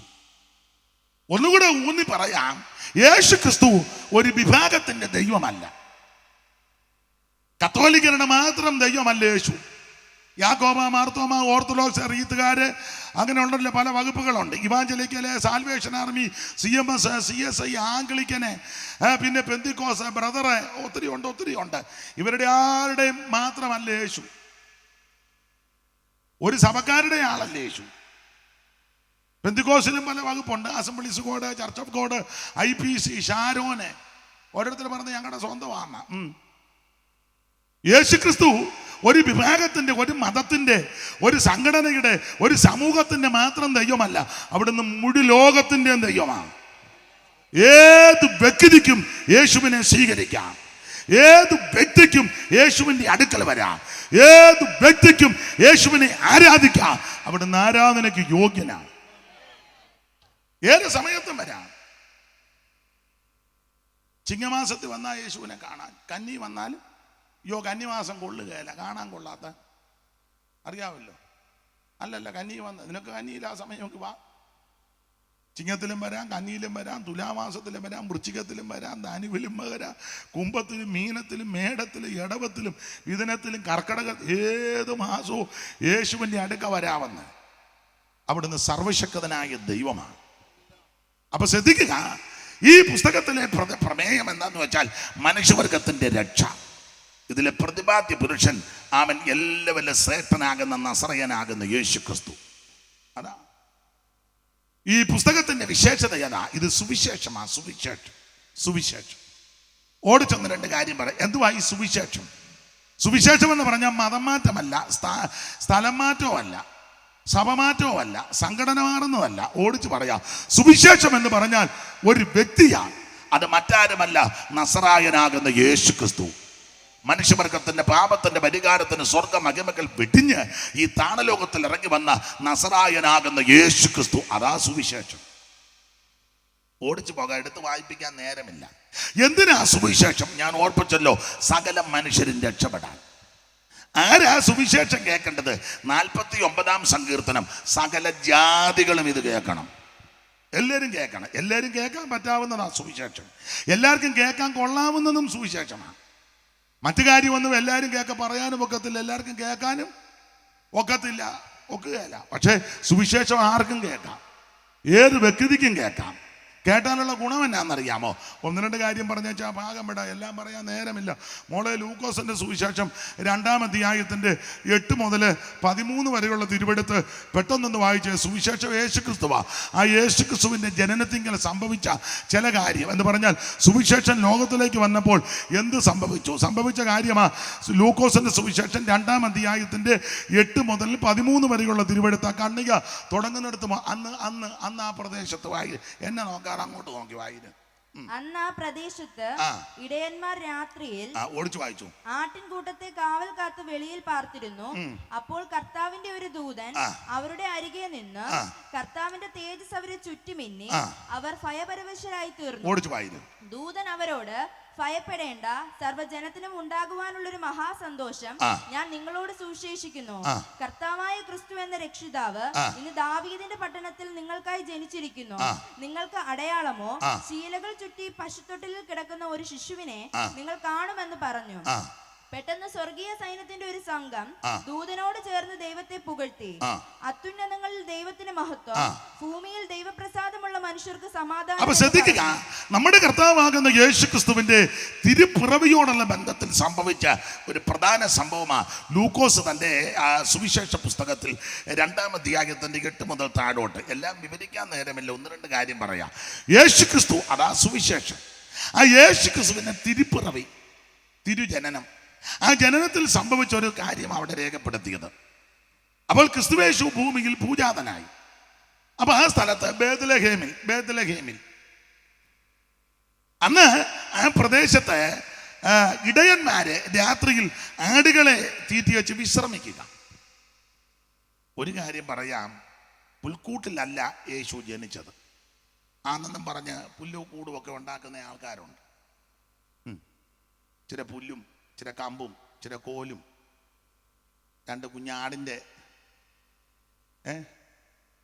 ചെറിയ ഇതും പിന്നെ ലൈറ്റൊക്കെ പിന്നെ അവനവൻ്റെ സാഹചര്യം അനുസരിച്ച കത്തുകയും കെടുകയും എന്നിട്ട് നമ്മൾ പറയാ ഉണ്ണി പറന്നെന്ന്.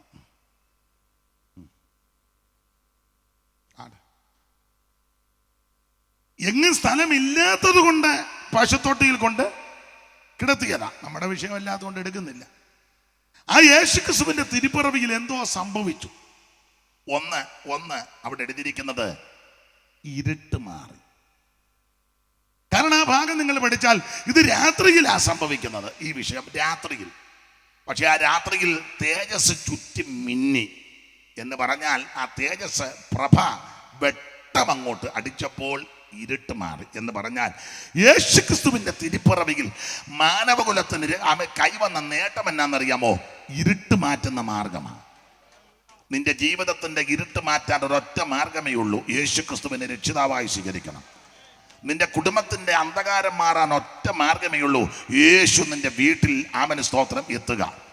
ദേശത്തിന്റെ ഇരുട്ട് മാറാൻ ഒറ്റ മാർഗമേ ഉള്ളൂ, ദേശത്ത് യേശുവിനെ ഉയർത്തുക.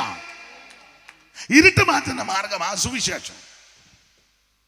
അല്ലാതെ നാട്ടുകാരുടെ സൗകര്യം കെടുത്തുവോ വടിവാള് കറക്കി വെച്ച് ചേർന്നാ ഞങ്ങളുടെ മതത്തിൽ ഇല്ലേ നിന്റെ പെടലി ഞങ്ങൾ കണ്ടിക്കും, അങ്ങനൊന്നും ആൾക്കാരെ പറയത്തുമില്ല, പറഞ്ഞു വിടുകയും ചെയ്യും. ചില അങ്ങനെയൊക്കെ ഉണ്ട് ചിലര്.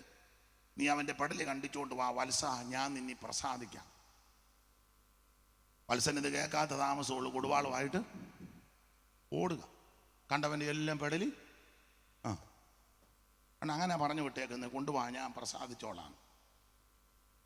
ഇത് ഇത് കൊല്ലുന്ന മാർഗമല്ല, ജീവിപ്പിക്കുന്ന മാർഗമാണ്. മതത്തിന്റെ പേര് പറഞ്ഞ് സമുദായത്തിന്റെ പേര് പറഞ്ഞ് അടിയുണ്ടാക്കരുത്, ബഹളം ഉണ്ടാക്കരുത്.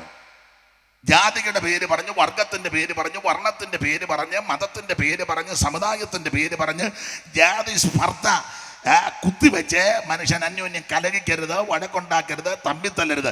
മനുഷ്യനെ മനുഷ്യനായി കാണും. ഞാനൊരു കാര്യം വേദപുസ്തകത്തിൽ പറയാം, ഈ ലോകത്തിലുള്ള സകല മനുഷ്യരും ഒറ്റയൊരുത്തന്റെ സന്തതിയാണ്. നമ്മുടെ ആൾക്കാർ പോലും വിശ്വസിക്കുന്നില്ല. പിന്നെ പറയുമ്പം ലൂയാന്ന് ചുമ്മാ ഇരുന്ന് പറയുന്നതാ. എനിക്കത് കാണുമ്പോൾ അറിയാമല്ലോ, എന്തേലും ഒന്ന് പറയണ്ടെന്ന് ഓർത്താ. കാരണം കുറെ നേരമായിട്ട് ചുമ്മാ ഇരിക്കാണ്ട്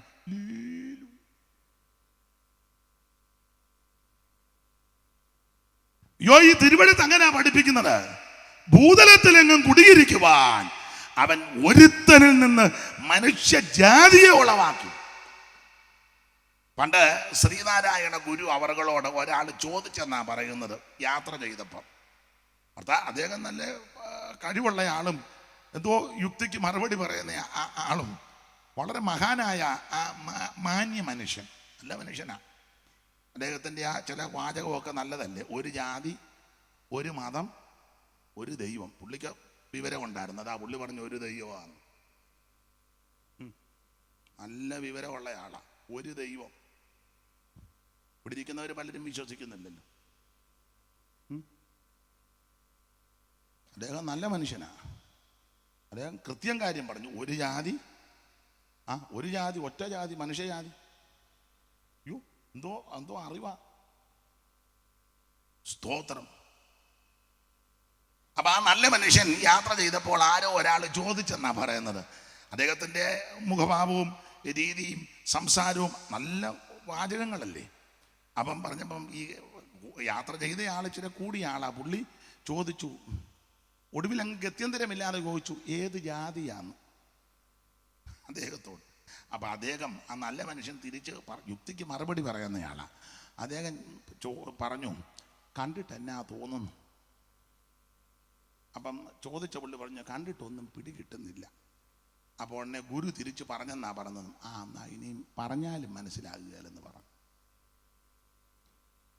നേർക്ക് നേരെ കണ്ടിട്ട് പിടികിട്ടാത്ത പുള്ളിയോട് പറഞ്ഞാലെങ്ങനെ മനസ്സിലാകും? അതുകൊണ്ട് അദ്ദേഹം പറഞ്ഞ്, ജാതി ചോദിക്കരുത് കേട്ടോ. ജാതി. ബുദ്ധൻ വെള്ളം കോരി കുടിക്കാൻ ചോദിച്ചപ്പം പറഞ്ഞല്ലോ, ആശാന്റെ എന്തുവാ ചണ്ടാല ഭിക്ഷുക്ക് ഇതൊന്നും പഠിച്ചില്ലേ? കൊണ്ട് സ്കൂളിൽ പഠിച്ചത്, ഞാനും സ്കൂളിൽ പഠിച്ചതാ. ചണ്ടാല ഭിക്ഷുക്ക് ഇല്ലേ മോളെ, നിങ്ങൾക്ക് പഠിക്കാനില്ലേ? തൂമ തേടും തൻ പാള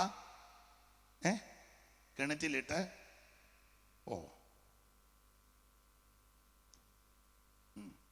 ഇച്ചിരി നേരം അവിടെ ഇരിക്കേ, നോക്കാം. അപ്പൊ അതിനകത്തൊരു വരിയുണ്ട്, ജാതി ചോദിക്കുന്നില്ല ഞാൻ സോദരി. ജാതി ചോദിക്കരുത്, ജാതി പറയരുത്. ശ്രദ്ധിക്കണേ. ജാതി സ്പർദ്ധയുണ്ടാക്കരുത്, മതഭ്രാന്ത് വർദ്ധിപ്പിക്കരുത്. മനുഷ്യനെ മനുഷ്യനായി കാണണം, മനുഷ്യനെ ബഹുമാനിക്കണം, മനുഷ്യനെ ആദരിക്കണം, മനുഷ്യനെ സ്നേഹിക്കണം. ഞാൻ മുമ്പേ പറഞ്ഞതല്ലേ ഇങ്ങോട്ട് കയറിയിരിക്കാൻ. ഇപ്പൊ കസാരയായിട്ട് വരുക. ഞാനിവിടെ കിടന്ന് അലച്ചതാ, കയറിയിരിക്കുന്നു. ദൈവത്തിന് മഹത്വം. അപ്പൊ ശ്രദ്ധിക്കുക, മനുഷ്യനായ ജാതിയും വർഗവും മരണമെല്ലാം ഒപ്പിച്ചു വച്ചേക്കുന്നത്. ഈ ഭൂമിയിലുള്ള സകല മനുഷ്യരും ഒറ്റയൊരു തന്നെ സന്തതിയാ. അങ്ങനെ ആ പുസ്തകം പഠിപ്പിക്കുന്നത്, ഭൂതലത്തിൽ നിന്നും കുടിയിരിക്കുവാൻ അവൻ ഒരുത്തനിൽ നിന്ന് മനുഷ്യജാതിയെ ഉളവാക്കി. അപ്പൊ എന്താ സുവിശേഷം? സുവിശേഷം യേശുക്രിസ്തു. എന്തിനാ സുവിശേഷം? സകല മനുഷ്യരും രക്ഷപ്പെടാൻ. ആരാ ഇത് കേൾക്കേണ്ടത്? സകല ജാതികളും കേൾക്കണം. ഈ ദേശത്തുള്ളവരും ആ ഓൺലൈനിലുള്ളവരും ദേശവാസികളെല്ലാം ഇത് കേൾക്കണം. എല്ലാവരും കേൾക്കണം. എല്ലാവർക്കും കേൾക്കാൻ പറ്റാവുന്ന നല്ല വാർത്തയായി സുവിശേഷം. അപ്പൊ ശ്രദ്ധിക്കുക, എന്താണ് സുവിശേഷം? യേശുക്രിസ്തു. എന്തിനാ സുവിശേഷം? സകല മനുഷ്യരും രക്ഷപ്പെടാൻ. ആരാ സുവിശേഷം കേൾക്കണ്ടേ? സകല ജാതികളും ഇത് കേൾക്കണം. എല്ലാവരും കേൾക്കണം. ഈ ജാതിയും വർഗവും മരണമൊക്കെ മനുഷ്യൻ ഒപ്പിച്ചതാ. ഞാൻ ഓർപ്പിച്ചല്ലോ, ഒരു വ്യക്തിയുടെ സന്തതിയാ ഇന്ന് ഭൂമിയിൽ കാണുന്ന സകല മനുഷ്യരും. അതുകൊണ്ട് ജാതി പറയുകയും ജാതി ചോദിക്കുകയും ജാതി പേര് പറഞ്ഞ് വർഗത്തിൻ്റെ, വർണ്ണത്തിൻ്റെ, മതത്തിൻ്റെ പേര് പറഞ്ഞ് മനുഷ്യനെ കുരുതിക്ക് കൊടുക്കരുത്. മനുഷ്യനെ സ്നേഹിക്കുകയും ബഹുമാനിക്കുകയും ആദരിക്കുകയും ചെയ്യണം. അതാ സുവിശേഷം പഠിപ്പിക്കുന്നത്. അപ്പൊ ശ്രദ്ധിക്കുക, ഈ സുവിശേഷം കേട്ടാനുള്ള ഗുണം ആ സുവിശേഷത്താൽ. ഒന്ന്, സുവിശേഷം വരുമ്പോൾ ഇരുട്ട് മാറും. ജീവിതത്തിൻ്റെ, കുടുംബത്തിൻ്റെ, ദേശത്തിൻ്റെ, സമൂഹത്തിൻ്റെ ഇരുട്ട് മാറ്റുന്ന മാർഗമാണ് സുവിശേഷം. മാത്രമല്ല, എടുത്ത് വായിപ്പിക്കുന്നില്ല. കണ്ണിക പഠിക്കുമ്പോൾ ഇങ്ങനെ ആ ദൂതൻ എന്ന് പറഞ്ഞ് ഭയപ്പെടേണ്ട എന്ന് പറഞ്ഞാൽ ഭയം മാറ്റുന്ന മാർഗമാണ് സുവിശേഷം. ഇന്ന് രാത്രി ഏതെങ്കിലും വിഷയത്തിൽ ഭയത്തോടെ, ഭാരത്തോടെ ആരെങ്കിലും എന്നെ കേൾക്കുന്നെങ്കിൽ, പ്രിയരെ, ഭയം മാറ്റുന്ന മാർഗമാണ് സുവിശേഷം. ചിലപ്പോൾ മരണഭീതിയായിരിക്കാം, ചിത്തഭ്രമങ്ങളായിരിക്കാം, ആകുല ചിന്തകളായിരിക്കാം, എന്തുമാകട്ടെ, അത് മാറ്റിത്തരുവാൻ കഴിവുള്ള മാർഗമാണ് സുവിശേഷം. ദൈവത്തിന് മഹത്വം. അവിടെ വേറൊരു പദമുണ്ട്, ആമേൻ സ്തോത്രം, സർവ്വജനത്തിനും ഉണ്ടാകുവാനുള്ള ഒരു മഹാസന്തോഷം. എന്തുവാ സുവിശേഷത്തിന്റെ പ്രത്യേകത? മനുഷ്യവർഗത്തിന് സന്തോഷം തരുന്ന മാർഗമാണ്. മദ്യമല്ല സന്തോഷം തരുന്നത്, ലഹരി പദാർത്ഥങ്ങളല്ല, മറ്റ് പാപകൃതികളല്ല, അതൊക്കെ താൽക്കാലിക സുഖങ്ങളാണ്, താൽക്കാലികമാണ്. എന്നാൽ നിത്യമായ സന്തോഷം തരുവാൻ കഴിവുള്ള ഒരൊറ്റ മാർഗമേ ഉള്ളൂ, അത് സത്യസുവിശേഷമാണ്.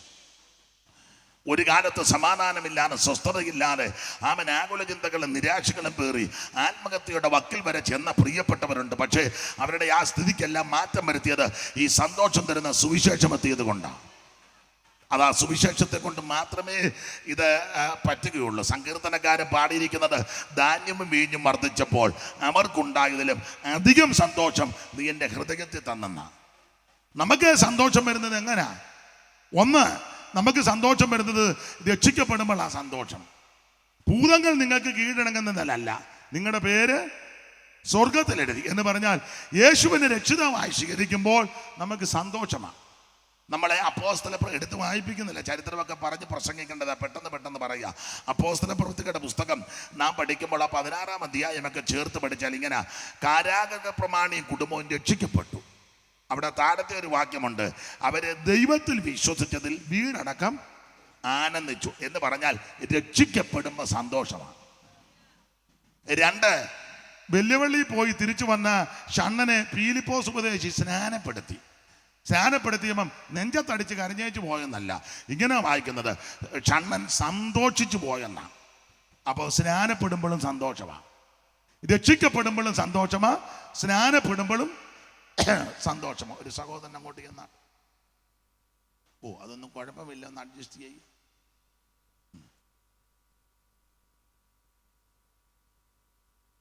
ആ കയറങ്ങ് വലിച്ചു കെട്ടിയാൽ മതി. അതിനൊരു ഉത കൊടുക്ക്.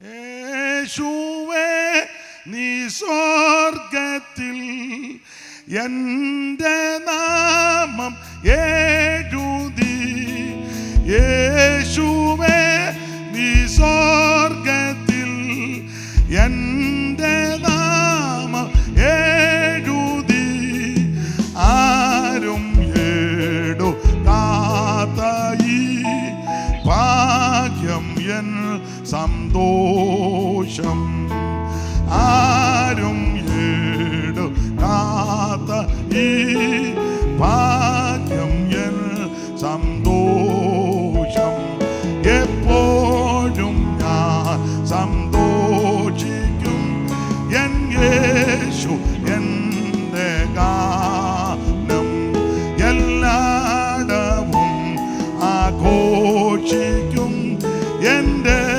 രക്ഷകന്റെ നാമം. യേശുവേ നീ സ്വർഗത്തിൽ എൻ്റെ നാമം എഴുതി, യേശുവേ നീ സ്വർഗത്തിൽ എൻ്റെ നാമം എഴുതി, ആരും എടുക്കാത്ത ഈ ഭാഗ്യം എൻ സന്തോഷം, ആരും എടുക്കാത്ത ഈ ഭാഗ്യം എൻ സന്തോഷം. കരമുയർത്തി ദൈവത്തെ മഹത്വപ്പെടുത്താം. നിങ്ങൾ സഹകരിക്കുന്നതിൽ ഒത്തിരി സന്തോഷമുണ്ട്. പിന്നെ ഒരു ഖേദം, ഞങ്ങൾ എല്ലാവരും ഇവിടെ നല്ല സുഖിച്ചിരിക്കുക. എന്തോ ചെയ്യാൻ ഇത് പറഞ്ഞല്ലേ ഒക്കുള്ളൂ. നിങ്ങൾ ബുദ്ധിമുട്ടുന്നുണ്ട്, ഇന്നത്തേക്ക് ക്ഷമിക്കുക. അപ്പം ശാന്തമായിട്ടൊരു അല്പസമയം കൂടെ എടുക്കട്ടെ, അതോ ഇപ്പം നിർത്തണോ? എന്തിനും ഞാൻ പണ്ടൊരാൾ പറഞ്ഞ അച്ഛനാകാനും പെണ്ണ് കെട്ടാനും തയ്യാറാണ്. നിർത്താം, പറയാം. ഇച്ചിരൂടെ ആട്ടെ. ഇനി അവരോട് ചോദിക്കാം, ഇച്ചിരൂടെ സമയം എടുക്കണോ അതോ നിർത്തണോ? നിങ്ങൾ പറ. മഴ നിങ്ങൾ നനയുക. എന്നാ പിന്നെ പോസ്റ്റ് പോകാൻ പറഞ്ഞ പോലെ അവിടെയും സുഖമോ ഇവിടെയും സുഖമോ, എനിക്ക് പിന്നെ എന്നാ കീറിക്കളഞ്ഞ പോലെ അങ്ങനെ ഇരിക്കട്ടെ. നിങ്ങളായിരിക്കും പ്രധാന വിഷയം. അപ്പൊ ശ്രദ്ധിക്കുക, എന്താണ് സുവിശേഷം? യേശു ക്രിസ്തു. ശ്രദ്ധിക്ക്. കയറ് കെട്ടെന്ന് നോക്കിയിരിക്കുക, ആദ്യമായിട്ട് കാണുക. അതിലും വലിയ ഘട്ടല്ലയോ കല്യാണത്തിന് നടന്നത്. അത് സഹിക്കാമെങ്കിൽ പിന്നെ ഇതങ്ങ് സഹിക്കാം. അപ്പൊ എന്താണ് സുവിശേഷം? അത് യേശു ക്രിസ്തു. എന്തിനാ സുവിശേഷം? സകല മനുഷ്യരും രക്ഷപ്പെടാൻ. ആരാ ഇത് കേൾക്കേണ്ടത്? സകല ജാതികളും ഇത് കേൾക്കണം. കേട്ടാലുള്ള ഗുണം എന്നാ? കേട്ടാലുള്ള ഒന്നാമത്തെ ഗുണം ഇരുട്ട് മാറും, 2 ഭയം മാറും, 3 സന്തോഷം ഉണ്ടാകും. ആ സന്തോഷം ഏതൊക്കെ വിധത്തിലുണ്ടാകുന്നെന്നാ ഞാനിതൊക്കെ പാട്ടുമൊക്കെ പാടി വേറെ വാക്യവും ഉദാഹരണമൊക്കെ പറഞ്ഞ സാധാരണഗതിയിൽ പറയുന്നത്. അതെനിക്ക് പക്കത്തിന് വേറെ ആളുമുണ്ട്. ഇവർ കൊള്ളുകയല്ലെന്നല്ല, ഇവർക്ക് അത്ര എല്ലാ പാട്ടും തിട്ടമുണ്ടോ മോനെ? ഇല്ല, അതുകൊണ്ടാണ്, അല്ലാതെ അവർ കുഴപ്പക്കാരായിട്ടല്ല. അപ്പം മറ്റവരോട് ഉണ്ടെങ്കിൽ കുറച്ചുകൂടെ നന്നായിരുന്നു. പിന്നെ ഇന്ന് ഈ സാഹചര്യത്തിൽ ഇങ്ങനെയൊക്കെ ഇത്രയും ഒത്തല്ലോ, ഇവരെയും ദൈവം സഹായിക്കട്ടെ. അപ്പോൾ ഈ സുവിശേഷത്തിൽ എന്ത് സംഭവിക്കും? അവൻ സന്തോഷമുണ്ടാകും. എങ്ങനെയാ സന്തോഷം? ഒന്ന്, രക്ഷിക്കപ്പെടുമ്പോൾ സന്തോഷമാണ്. അതാ ദൈവത്തിൽ വിശ്വസിച്ചതിൽ വീടടക്കം ആനന്ദിച്ചെന്നാ സന്തോഷം. അതാ. 2, ഷണ്ണൻ മുങ്ങി സ്നാനപ്പെട്ടു. സ്നാനപ്പെട്ടപ്പോൾ എൻ്റെ ദൈവമേ ഇതുപോലൊരു ചതിവ്, അങ്ങനല്ല പറഞ്ഞ്, അവൻ സന്തോഷിച്ചു പോയെന്ന. പണ്ടൊരുത്തനോട് ചോദിച്ചു, എങ്ങനെയാണ് ആ സ്നാനപ്പെട്ടത്? അവൻ പറഞ്ഞ്, കാല് തെറ്റി വെള്ളത്തിൽ പോയതാണ്. അങ്ങനെയാണോ സ്നാനം? വള്ളക്കാലി ഒരു അപ്പച്ചനെ മുക്കിയപ്പോൾ അപ്പച്ചൻ മുങ്ങി വെച്ച് നിന്റെ എല്ലാം സൂക്കേട് തീർന്നല്ലോ ഒന്ന്. സൂക്കേട് തീർക്കാനാണോ സ്നാനം? അല്ല, അല്ല. ഒരുത്തൻ സ്നാനപ്പെട്ട് കയറിയപ്പോൾ അവൻ പറഞ്ഞു രക്ഷപ്പെട്ടെന്ന്. അയ്യോ, അതെന്നാ? സ്നാനപ്പെട്ടില്ലേ, അവൻ്റെ കല്യാണം നടത്തുകയല്ലെന്നാ സഹോദരിയുടെ വീട്ടുകാർ പറഞ്ഞ്. 2 പേരും സ്നേഹമായിരുന്നു. അപ്പം അവർ ബന്ധുക്കോസുകാർ പറഞ്ഞു കല്യാണമൊക്കെ നടത്താം, അവൻ സ്നാനപ്പെടാതെ നടത്തുകയല്ല, ഇവൻ ഇവളെ കെട്ടുകയും ചെയ്യണം. ഒടുവിൽ അവൻ മുങ്ങി, താല്പര്യം ഉണ്ടായിട്ടല്ല അവളെ കേട്ട. അതാ മുങ്ങിയപ്പോൾ അവൻ പറഞ്ഞ ഏതായാലും രക്ഷപ്പെട്ടല്ലോ എന്ന്. അതിനാണോ സ്നാനം? സ്നാനമോ ജഡത്തിൻ്റെ അടുക്ക് കളയാനല്ല, ദൈവത്തോട് നല്ല മനസാക്ഷിക്കാം. ഇത് യേശുക്രിസ്തുവിൻ്റെ കൽപ്പനയാണ്. യേശുക്രിസ്തുവിനോട് ചേരുവാനാ, ക്രിസ്തുവേശുവിനെ ധരിപ്പാനാ, ദൈവസഭയോട് ചേരാനാ, അവിടുത്തെ മരണ അടക്ക പുനരുത്ഥാനത്തോട് ഏകീഭവിക്കുന്നതാ സ്നാനം. ആ പെട്ടകത്തിൽ അല്പജന 8 പേര് വെള്ളത്തിൽ കൂടി രക്ഷ പ്രാപിച്ചു. അത് സ്നാനത്തിന് മുൻകുറി. ആമേൻ. കൊരിന്ത്യലേഖനം പഠിക്കുമ്പോൾ പിതാക്കന്മാർ മുഴുവൻ ചെങ്കടൽ കടന്നവരാ. സഹോദരന്മാരെ, നമ്മുടെ പിതാക്കന്മാരെല്ലാം മേഘത്തിൻകീഴിലായിരുന്നു. മേഘത്തിൽ സമുദ്രത്തിൽ സ്നാനമേറ്റ് മോശയോട് ചേർന്നു. എല്ലാവരും ഒരേ ആത്മീയ ആഹാരം നിന്നും ആത്മീയ പാനീയം കുടിച്ചു. അവരെ അനുഗമിച്ച് ആത്മീയ പാറയുന്നല്ലോ. അവർ കുടിച്ചത് ആ പാറ ക്രിസ്തുവാരെന്നാ, യേശുവിനോട് ചേരാൻ. അപ്പൊ സ്നാനപ്പെട്ട് കഴിഞ്ഞപ്പോൾ സന്തോഷമാണ്. സന്തോഷം രക്ഷിക്കപ്പെടുമ്പോഴും സന്തോഷം, സ്നാനപ്പെടുമ്പോഴും സന്തോഷം, അഭിഷേകം പ്രാപിക്കുമ്പോഴും സന്തോഷമാണ്. പിന്നെ പരിശുദ്ധാത്മാവ്. ആ നാടുകളിൽ അവൻ പരിശുദ്ധാത്മാവിൽ ആനന്ദിച്ചു പറഞ്ഞെന്ന ആനന്ദമാണ്. നമ്മൾ ഈ പരിശുദ്ധാത്മാവിനെ പ്രാപിച്ചെങ്കിലും മുഖമൊന്നും തെളിയുന്നില്ല. ഇപ്പോഴും കരഞ്ഞും കൂവി നടക്കുക ഇതിലേക്കൂടെ അല്ല. എന്തുകൊണ്ടാ മാം? പരിശുദ്ധാത്മാവിനെ പ്രാപിച്ചു കഴിയുമ്പോൾ സന്തോഷമാണ്. നമ്മുടെ സന്തോഷമൊന്നും പറഞ്ഞറിയിക്കാനൊക്കത്തില്ല. അതിലെ നമ്മളെ കണ്ടാൽ വല്ലോ ബുദ്ധിമുട്ടുണ്ടെന്ന് ആരേലും പറയുമോ? ആ പോക്കും പാവോ ഇരിപ്പും കണ്ടാ അതിലെ പറഞ്ഞ് നമ്മളോട് ചോദിക്കുന്നില്ലേ, ഇഷ്ടം പോലെ കിട്ടുന്നുണ്ട്. ആൾക്കാരുടെ ധാരണയെ ഇഷ്ടം പോലെ. ഈ കൺവെൻഷൻ തന്നെ നടത്തുന്നത് എങ്ങനെയാണെന്ന് ആ പാസ്വേഡ് ചോദിച്ചാൽ അറിയാം. ഇവിടുത്തെ ദൈവമക്കളോട് കാശുണ്ടായിരുന്നേ നല്ലൊരു പന്തലിടുകയില്ലായിരുന്നു, ഇല്ലാത്തത് കൊണ്ടാണ്. അപ്പോൾ ചെല്ലു പറയുന്നത് കഞ്ഞിയും കാശുമൊക്കെ കൊടുത്ത് ആൾക്കാരെ ഇതിനകത്ത് ചേർക്കുക. ചോറ് കൊടുത്തിട്ട് കേൾക്കുന്നില്ല. പിന്നെ ചോറും നല്ല നെന്മീനും. നിങ്ങൾക്ക് എന്നാ മനസ്സിലാകാറിയാണോ? ദൈവത്തിന് മഹത്വം. എൻ്റെ പ്രിയരെ, ഇത് ആത്മീക സന്തോഷമാണ്. ഇവിടെ ഇരിക്കുന്ന പലരും കടമുള്ളവരും ഞെരുക്കമുള്ളവരും ബുദ്ധിമുട്ടുള്ളവരൊക്കെ ഉണ്ട്. പക്ഷേ മുഖത്തൊക്കെ വെട്ടം കണ്ടോ? അത് സന്തോഷമാണ്. അതെന്താ സന്തോഷം? ഞങ്ങൾ ദൈവത്തിൻ്റെ പരിശുദ്ധാത്മാവിനെ പ്രാപിച്ചവരാ. ബുദ്ധിമുട്ടില്ലാഞ്ഞിട്ടല്ല, പ്രയാസങ്ങളില്ലാഞ്ഞിട്ടല്ല, പക്ഷേ ആനന്ദം അകത്തുണ്ട്. അത് ധാന്യവും വീഞ്ഞും വർദ്ധിച്ചപ്പോൾ അവർക്കുണ്ടായതിലും അധികം സന്തോഷം നമ്മുടെ ഹൃദയത്തിലുണ്ട്. അപ്പൊ യേശുക്രിസ്തുവിൻ്റെ ഈ സുവിശേഷത്താൽ 1 ഇരുട്ട് മാറും, 2 ഭയം മാറും, 3 സന്തോഷം ഉണ്ടാകും, 4 ആ കണ്ണികയിലുണ്ട് യേശു എന്ന രക്ഷിതാവ് എന്ന് പറഞ്ഞാൽ നമുക്കൊരു രക്ഷകനെ കിട്ടി. നമ്മളെ രക്ഷിപ്പാൻ കഴിവുള്ള ഒരുവനെ നമുക്ക് ലഭിച്ചു. രക്ഷിക്കാൻ കഴിവുള്ള ഒരേ ഒരു വ്യക്തിയാ നസറയനാകുന്ന യേശു. ആ യേശുവിൻ്റെ സുവിശേഷം അതാ ഈ പുസ്തകത്തിൽ ഉടനീളം. ആട്ടെ, ദൈവദാസന്മാർ പറഞ്ഞതിനെയും കൂടെ ബഹുമാനിച്ച് എടുത്ത വാക്യത്തോട് കൂറ് പുലർത്തണമല്ലോ. അതുകൊണ്ട് ആ വായിച്ച വാക്യം മൈക്ക് കയ്യിലുണ്ടെങ്കിൽ ഒന്ന് വായിച്ചിട്ട് എന്ത് ചെയ്യാ? കൊച്ചിവിടെ മുന്നിൽ ഇരുന്ന മോളെന്തിയേ? അമ്മയും മോളും രണ്ടും പോയോ? ആ വായിച്ചേ മോളെ, മൈക്ക് ഉണ്ടെങ്കിൽ ഒന്ന് വായിച്ചോ. മൈക്ക് ഉണ്ടോ? അന്ന് ആ പ്രദേശത്ത് ഇടയന്മാർ രാത്രിയിൽ ആട്ടിൻകൂട്ടത്തിൽ അല്ല മോളെ, ഉൽപ്പത്തി പുസ്തകം 50-ാം അധ്യായത്തിന്റെ 21 നമ്മുടെ വിഷയത്തിലേക്ക്. ആകയാൽ നിങ്ങൾ ഭയപ്പെടേണ്ട, ഞാൻ നിങ്ങളെയും നിങ്ങളുടെ കുഞ്ഞുകുട്ടികളെയും പോറ്റി രക്ഷിക്കും എന്ന് പറഞ്ഞ് അവരെ ആശ്വസിപ്പിച്ച് ധൈര്യപ്പെടുത്തി. ഇത് വായിച്ചോ? ഇങ്ങോട്ട് വെച്ച് ഞാൻ പെട്ടെന്ന് നിർത്താം. ഒന്നുകൂടെ വായിച്ചോ മോളെ. ആകയാൽ നിങ്ങൾ ഭയപ്പെടേണ്ട, ഞാൻ നിങ്ങളെയും നിങ്ങളുടെ കുഞ്ഞുകുട്ടികളെയും പോറ്റി രക്ഷിക്കുമെന്ന് പറഞ്ഞ് അവരെ ആശ്വസിപ്പിച്ച് ധൈര്യപ്പെടുത്തി. ആരെ ആശ്വസിപ്പിച്ചു? യോസേപ്പ് തന്റെ സഹോദരന്മാരെ ആശ്വസിപ്പിച്ചു. എന്തുവാ പറഞ്ഞത്? ഭയപ്പെടേണ്ട. ഞാൻ ഓർപ്പിച്ചല്ലോ, ഈ വേദപുസ്തകം മുഴുവൻ നിങ്ങൾ പഠിച്ചാൽ ഉൽപ്പത്തി പുസ്തകം മുതൽ വെളിപ്പാട് പുസ്തകം വരെ കിടക്കുന്ന ഒരു പദപ്രയോഗമാണ് ഭയപ്പെടേണ്ട. ദൈവത്തിന് മകൻ വെള്ളം അങ്ങ് പൊക്കോളും. നീ ഇപ്പം അതെല്ലാവരും അങ്ങോട്ട് നോക്കിയിരിക്കുക. എന്നെ ആരും നോക്കുന്നില്ല. എന്നെ കാണാനും വലിയ ചതവില്ലെന്നറിയാം.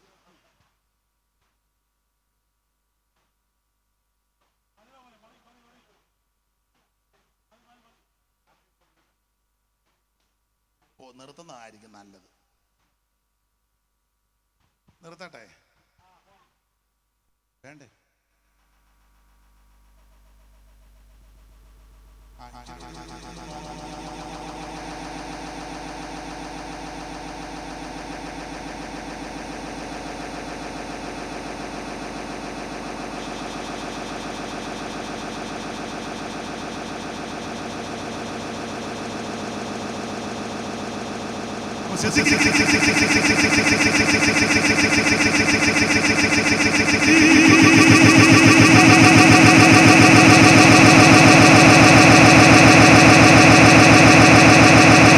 കഴിയുമ്പോൾ ഒരു ശബ്ദം ഭയപ്പെടേണ്ട. ഒന്നെങ്കിൽ ദൈവം പറയും, ഇല്ലെങ്കിൽ ഒരു വ്യക്തിയോട് പറയും ഭയപ്പെടേണ്ട.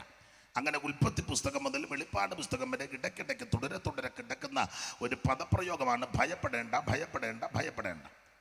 അതെന്താ ഈ കൂടെ ഭയപ്പെടേണ്ട എന്ന് പറയാൻ കാരണം മറ്റൊന്നുമല്ല, എല്ലാവർക്കും പേടിയാ. ഇവിടെ ഇരിക്കുന്ന എല്ലാവരും മുമ്പേ ഓർമ്മിച്ചില്ല, ഒന്നല്ലെങ്കിൽ മറ്റൊന്നിനെ ഭയപ്പെടുക. ഒരിക്കൽ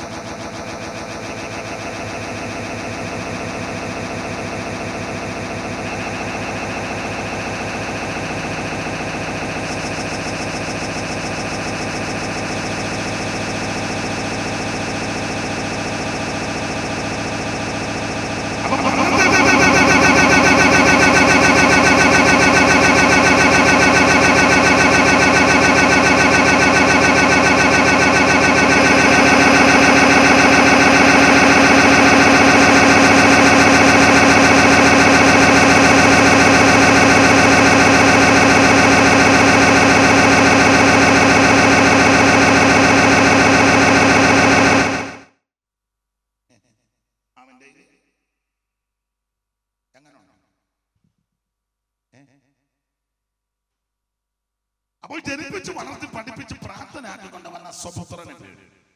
ചിലർക്ക് മരണത്തെ പേടി, ചിലർക്ക് ലോകത്തെ പേടി, ചിലർക്ക് പ്രകൃതി ശക്തികളെ പേടി. ഇടിവെട്ടുന്നത്, കൊള്ളിയാമെന്നത്, ഭൂമി കുലുക്കം, സുനാമി, ഇതൊക്കെ പേടി. ചിലർക്ക്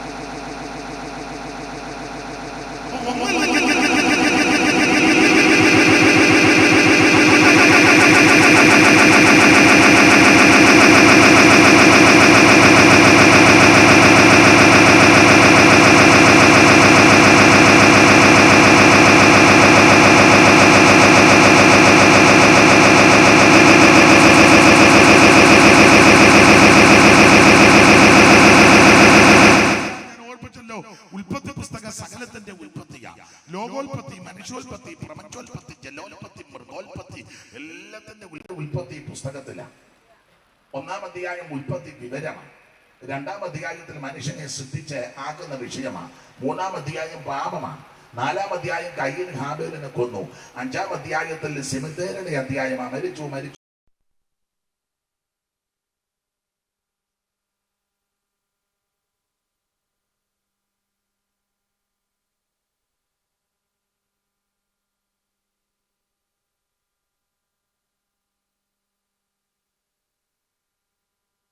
ആരംഭിക്കുന്നു.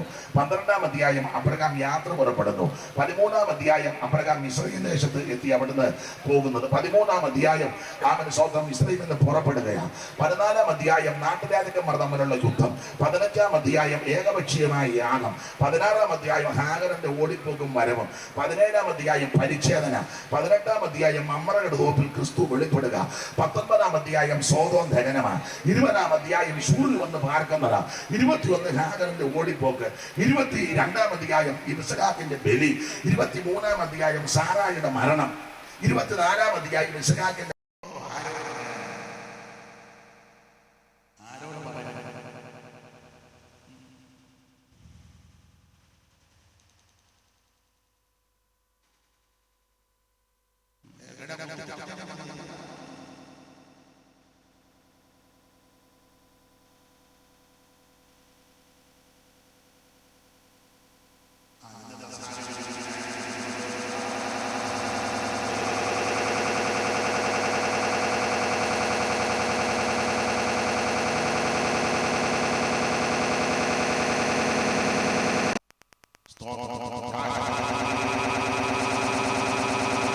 പൈസ കൊടുത്ത് നല്ലൊരു 12 രൂപ ഇട്ട് 5 ദിവസത്തെ യോഗം നടത്തട്ടെ. ഒക്കുന്നെങ്കിൽ 2 ദിവസം എന്നെയും കൂടെ വിളിക്കും. എനിക്ക് ഒത്തിരി പറയാനുണ്ട്. സ്തോത്രം. ഓൺലൈനിലൊക്കെ കാണുന്നത് ഇത് ചാല് വാങ്ങാൻ വന്നു. അതിനകത്ത് കാണുന്നവരോട് നിങ്ങൾ കാശുള്ളവരൊക്കെ പെരക്കാത്തിരുന്ന് കാണുക. അതായത് നിങ്ങൾ മല നനഞ്ഞ് കിട്ടുന്ന കാണുക. ഇവിടെ എനിക്ക് പൈസ തരരുത്. ഈ ഉപദേശിക്കുക. പൈസ കൊടുത്ത് ഇങ്ങോട്ട് കാണിക്കാം. എൻ്റെ പോലെ കാണുക. പിന്നെ അതുകൊണ്ടൊക്കെയാണ് ഇതെടുത്തത്. പിന്നെ ഇതാ ഇവിടുത്തെ ഉപദേശം. ചൊവ്വനെ കണ്ടോണം. ഇങ്ങേരുടെ കയ്യിൽ കാശ് കൊടുക്കും. കാശൊക്കെ ഇഷ്ടം പോലെ ബാങ്കിൽ ഡിപ്പോസിറ്റ് ഇട്ടിരുന്ന ബിരുദന്മാരൊക്കെ പമ്മിയിരുന്ന് കാണുന്നുണ്ട്. ചില കാശ് ഇദ്ദേഹത്തിന് കൊടുക്കും. ഒരു യോഗം നടത്തണം. എന്താ ഒരു 5 ദിവസത്തെ യോഗം നടത്തും. തരും ആരെയും തരും. എൻ്റെ ഈ തരരുത് എന്നോട് പറയുകയും ചെയ്തത് നേരത്തെ കൊണ്ടുപോകും. വേറെന്തുവാണ് തുളസി പാസ്റ്റർ കൊടുക്കണം. എൻ്റെ ഈ തരരുത് യോഗം നടത്തണം. ഫോൺ നമ്പർ ഇട്ടൊന്ന് മൈക്ക് 99 61 26 28 83 ആരെയും തരികയാണ് യോഗം നടത്തും. ദൈവത്തിന് മകൾ കൊടുക്കണേ. കാശുള്ളവർ കൊടുക്കണം. കാശെല്ലാം ഇട്ടുകൊണ്ടിരുന്ന അതിൻ്റെ ഗുണവും വരികയാണ്. എൻ്റെ കൊച്ചുങ്ങളും നോക്കുകയാണ്. സുവിശേഷ യോഗം നടക്കട്ടെ. ദേശം വിടുവിക്കപ്പെടട്ടെ. ഈ ദേശം വിടുവിക്കപ്പെടട്ടെ. ഇനി സുവിശേഷ യോഗം നടക്കട്ടെ. ആത്മാക്കൾ വിടുവിക്കപ്പെടട്ടെ. ദേശം അനുഗ്രഹിക്കപ്പെടട്ടെ. ദൈവത്തിന് മഹത്വം. ഹല്ലേലൂയ. ഈ ദേശത്തെ ദൈവം അനുഗ്രഹിക്കട്ടെ. ആത്മാക്കൾ വിടുവിക്കപ്പെടട്ടെ. കുടുംബങ്ങൾ വിശ്വസിക്കുന്നവരെ സ്തോത്രം ചെയ്യുക. ചോദിച്ചുകൊണ്ട് ജാതികളെ അവകാശമായി ഭൂമിയുടെ അറ്റങ്ങളെ കൈവശമായി പരിമല പറഞ്ഞ ദൈവത്തിന്റെ ശക്തി ഇന്ന് രാത്രി വെളിപ്പെടട്ടെ. യേശുവിന്റെ നാമത്തിൽ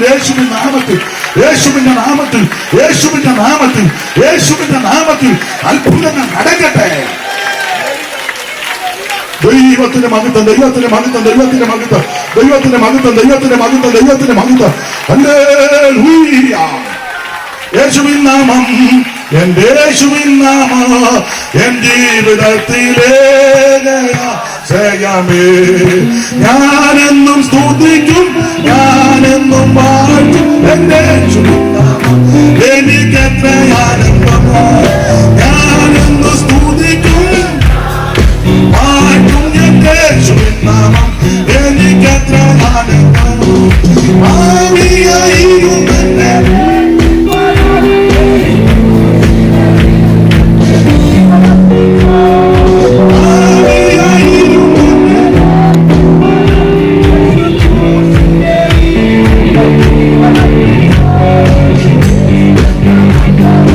യേശുവൻ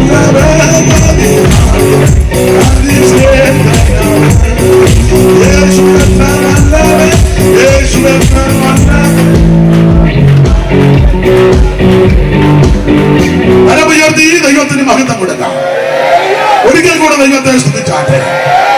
ഈ പെരുമഴയത്തിൽ ഇത്രയും പേര് ഇങ്ങനെ ഇരിക്കുന്നല്ലോ, ദൈവം നിങ്ങളെ അനുഗ്രഹിക്കട്ടെ. കർത്താവിന് ചിലരൊക്കെ നനഞ്ഞായിരിക്കണം ഞാൻ കാണുന്നുണ്ട്. ഞാൻ കാണാനേ ഒക്കുള്ളൂ, സ്വർഗം നിങ്ങൾക്ക് പ്രതിഫലം തരും. ഇതെല്ലാം ദൈവം കാണുന്നുണ്ട്. ദൈവത്തിന് മകൻ. അപ്പൊ ശ്രദ്ധിക്കുക, ഉൽപ്പത്തി പുസ്തകം വളരെ അനുഗ്രഹിക്കപ്പെട്ട പുസ്തകമാണ്. ഈ ഉൽപ്പത്തി പുസ്തകം 50 അധ്യായമാണ്. 50 അധ്യായം. 2 കാര്യം പറഞ്ഞ് നിർത്താം. ഈ 50 അധ്യായത്തിന്റെ ഒടുവിലത്തെ 2 അധ്യായം അവസാനിക്കുന്നത് 2 മരണത്തോടു കൂടിയാണ്. ഒന്ന് യാക്കോബിന്റെ മരണം, 2 യോസഫിന്റെ മരണം. 2 മരണത്തോടു കൂടിയാണ് ഈ പുസ്തകം അവസാനിക്കുന്നത്. എന്ന് കേൾക്കുന്ന പ്രിയരെ, ഏത് മനുഷ്യന്റെയും അവസാനം മരണമാണ്. ഒരിക്കൽ മരിക്കും. മരണം ദൈവം വെച്ച അവസ്ഥയാണ്. ഇവിടെ ഇരിക്കുന്ന എല്ലാവരും മരിക്കും. നിങ്ങളിപ്പോ ചിന്തിക്കുക, ദൈവമേ കുറച്ച് നാളൂടെ ജീവിക്കാന്ന് ഓർത്ത ആ യോഗത്തിന് വന്നത്. എന്നാലും അങ്ങേര് പറയുക മരിക്കും. മരിക്കുമെന്നുള്ളത് ഞാൻ പറഞ്ഞതല്ല, പുസ്തകത്തിന്റെ പ്രമാണമാണ്. മരിക്കും. ഞാൻ വന്നപ്പോൾ നോക്കി, പലരെയും നോക്കി, പരുവക്കേടായി. അങ്ങോട്ടും ഞാൻ നോക്കി, ഇങ്ങോട്ടും നോക്കി, മിക്കതും പരുവക്കേടായി. അപ്പൊ മരിക്കുമെന്നുള്ളത് ഉറപ്പാണ്. പക്ഷേ ദൈവമക്കൾക്കൊരു പ്രത്യാശ, ഇതിനപ്പുറം ഒരു ജീവിതമുണ്ട്.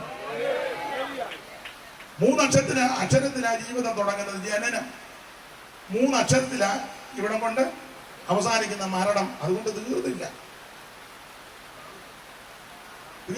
3 അക്ഷരം ഉള്ളിടത്തോട്ടാണ് ചെല്ലുന്നത്.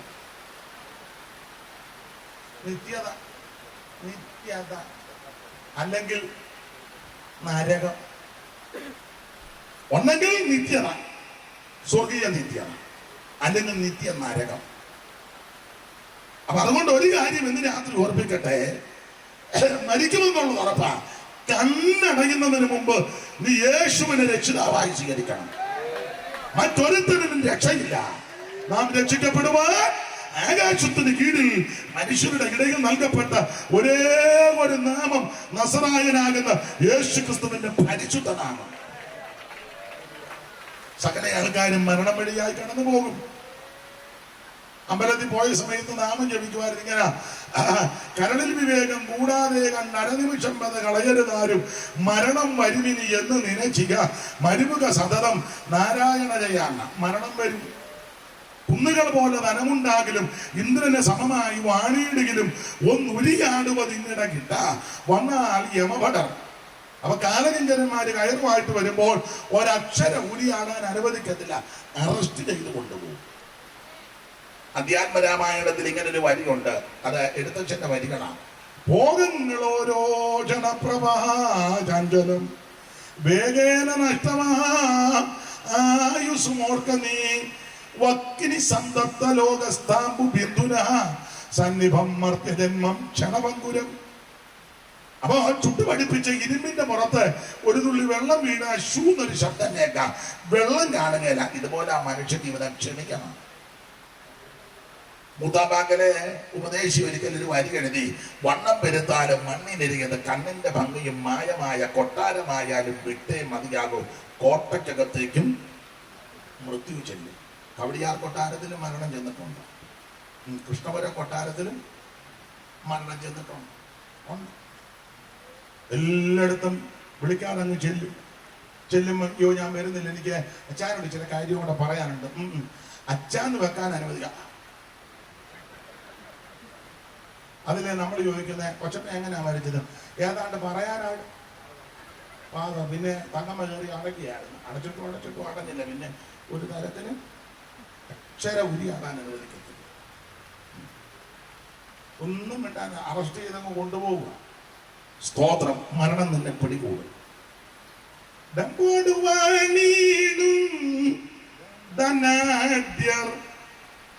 സാധുക്കളായോരും ഡെമ്പോട് വാണീടും സാധുക്കളായോരും എല്ലാരും അന്ത്യ ഒരുപോലെ ലോകം, എല്ലാരും അന്ത്യ ഒരുപോലെ ലോകം ഇല്ലാതെ വേണ്ടി നീടും നീയതു മറക്കാതെ. അപ്പൊ ശ്രദ്ധിക്കുക, സകല ആൾക്കാരും മരണം വഴിയായി കടന്നു പോകണം. മരണം നിന്നെ പിടികൂടും. എല്ലാവരും മരണം വന്ന് പിടികൂടും. ഞാൻ ശ്രദ്ധിക്കാറുണ്ട്, കത്തോലിക്കരാകുന്ന സഹോദരങ്ങള് അവരുടെ ഇടയിലെ വേർപാട് നടക്കുമ്പോൾ ഒരു പാട്ടിടും. പണ്ടൊക്കെ കേട്ടിട്ടുണ്ട്, ഇപ്പോഴും ഉണ്ട്. പക്ഷെ തെറ്റ് കാണാൻ നിങ്ങളെ ക്ഷമിക്കണം, എനിക്ക് ചൊവ്വനെ അറിയത്തില്ല. അറിയാവുന്ന നിങ്ങളുണ്ടെങ്കിൽ പാടിക്കോണം തിരുത്തി. അപ്പൊ വരി ഇങ്ങനെ കേട്ടിട്ടുണ്ട്. വരി ഇങ്ങനെ തെറ്റ് കാണാൻ ക്ഷമിക്കണം. നിങ്ങൾ പറയരുത് അയാൾക്കൊന്നും അറിയത്തില്ല അതുകൊണ്ടാ പറഞ്ഞ ക്ഷമിക്കണമെന്ന്. അറിയാവുന്നവരെ തിരുത്തി പാടിക്കണം. പാട്ടിന്റെ വരി ഇങ്ങനെ: മരണം വരുമൊരു നാൾ ഓർക്കുക മർത്യാനി. അറിയത്തില്ലേ? കേട്ടിട്ട് പേടിച്ച് പാടാതാണോ? കേട്ടിട്ടില്ലേ? ഒന്നും കേട്ടിട്ടില്ല. മരണം വരുമൊരു നാൾ ഓർക്കുക മർത്യാനി, കൂടെ പോരും ജീവിത ചെയ്തികളും സൽകൃത്യങ്ങൾ ചെയ്യുക നീ അലസത കൂടാതെ. മരണം വരും. സകല ആൾക്കാരെ വന്ന് പിടികൂടും. ഇന്ന് രാത്രി ഞാൻ ദീർഘമാക്കുന്നില്ല, ഒരു കാര്യം പറഞ്ഞ് അങ്ങ് നിർത്തിയേക്കാം. മരണത്തിന്റെ തണുത്ത കരം വന്ന് നിന്നെ തപ്പുന്നതിന് മുമ്പ് യേശു ക്രിസ്തുവിനെ രക്ഷിതാവായി സ്വീകരിക്കണം. അവൻ 5 പൈസ മുടക്കണ്ട, അര കാശ് മുടക്കണ്ട, അര മൈൽ നടക്കണ്ട, ഭൗതിക വസ്തുക്കൾ ഒന്നും കൊടുക്കണ്ട. ഞങ്ങൾ ഉപദേശമാരൊക്കെ ചൊല്ലി പറയും പോലെ ഇനി ആരുണ്ട് കൈ പൊക്കാൻ, ഇനി ആരുണ്ട്? വേണ്ട, കൈയും കാലും ഒന്നും പൊക്കണ്ട. അവിടെ ഇരുന്നുകൊണ്ട് ഹൃദയം താങ്ങുന്നു പ്രാർത്ഥിക്കരുത്. എന്റെ യേശുവേ, എന്നെ രക്ഷിക്കണം, എന്റെ ഉള്ളത്തിലേക്ക് വരണം, അവിടുത്തെ മകനാക്കി എന്നെ തീർക്കണം, എന്റെ പാപത്തെ മോചിക്കണം, അവിടുത്തെ പരിശുദ്ധ രക്തത്താൽ എന്നെ കഴുകി ഇന്ന് രാത്രി എന്നെ രക്ഷിക്കണമെന്ന് ആരും പ്രാർത്ഥിക്കും. അവരെ ഇന്ന് രാത്രി യേശു രക്ഷിക്കും. രക്ഷപ്പെടാൻ ഒറ്റ മാർഗം, രക്ഷപ്പെടാൻ ഒറ്റ വഴി, രക്ഷപ്പെടാൻ ഏകവാതിൽ യേശു ക്രിസ്തു മാത്രം. മറ്റൊരുത്തരും രക്ഷയില്ല. ഈ ദിവസങ്ങളിൽ ആ രക്ഷ കരസ്ഥമാക്കി വിശ്വസ്തരായി ജീവിക്കുവാൻ എന്നെ കേട്ട ഏവർക്കും ഇടയാക്കട്ടെ, ദേശവാസികൾക്കും ഇടയാക്കട്ടെ എന്ന് ഓർപ്പിച്ചും പ്രാർത്ഥിച്ചും എനിക്ക് സമയം അനുവദിച്ച് എന്നെ ശുശ്രൂഷിക്കുകയെന്ന് വെച്ചാൽ കർത്തദാസനും സഭയ്ക്കും സെൻട്രൽ പാസ്റ്റർക്കും ഇവിടെ വേദിയിലും സദസ്സിനുമൊക്കെയുള്ള എല്ലാ കർത്തദാസന്മാർക്കും ദൈവമക്കൾക്കും ഈ സമീപവാസികൾക്കും ദേശവാസികൾക്കും എല്ലാം ഒരിക്കൽ കൂടി നന്ദി ചൊല്ലുന്നു. ദൈവം നിങ്ങളെ എല്ലാവരെയും അനുഗ്രഹിക്കുമാറാകട്ടെ. നമ്മുടെ ഇന്ന് യോഗം തീരുകയല്ലേ? നാളെ ഉണ്ടോ? ഇല്ല. എന്നാൽ എല്ലാവർക്കും ഒന്ന് എഴുന്നേറ്റ് നിൽക്കാം. തണുപ്പും മഴയാണെന്ന് എഴുന്നേറ്റ് ഇറങ്ങി പോകുകയല്ലെന്ന് എനിക്കറിയാം. ഒരു പഴയ പാട്ടിന്റെ 2 വരി നമുക്ക് പാടാം. 2 വരിയെ പാടുന്നുള്ളൂ. 2 വരി. എന്നു കാണാം, ഇനി എന്നു കാണാം എന്റെ രക്ഷ നായകനെ, എന്നു കാണാം, എന്നു കാണാം, ഇനി എന്നു കാണാം എന്റെ രക്ഷ.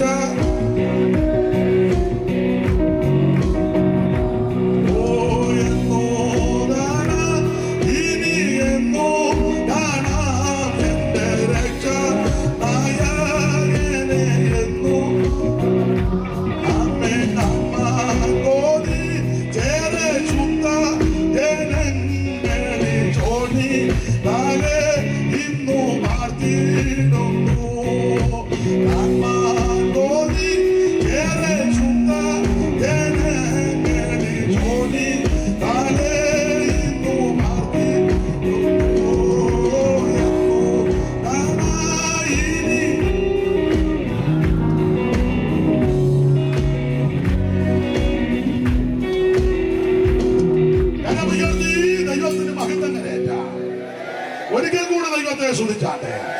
ഞാൻ സാധാരണ പറയുന്നത് പോലെ കരങ്ങളൊന്ന് വീശി എല്ലാവരും 2 കൈകളും ഒരു മിനിറ്റ്.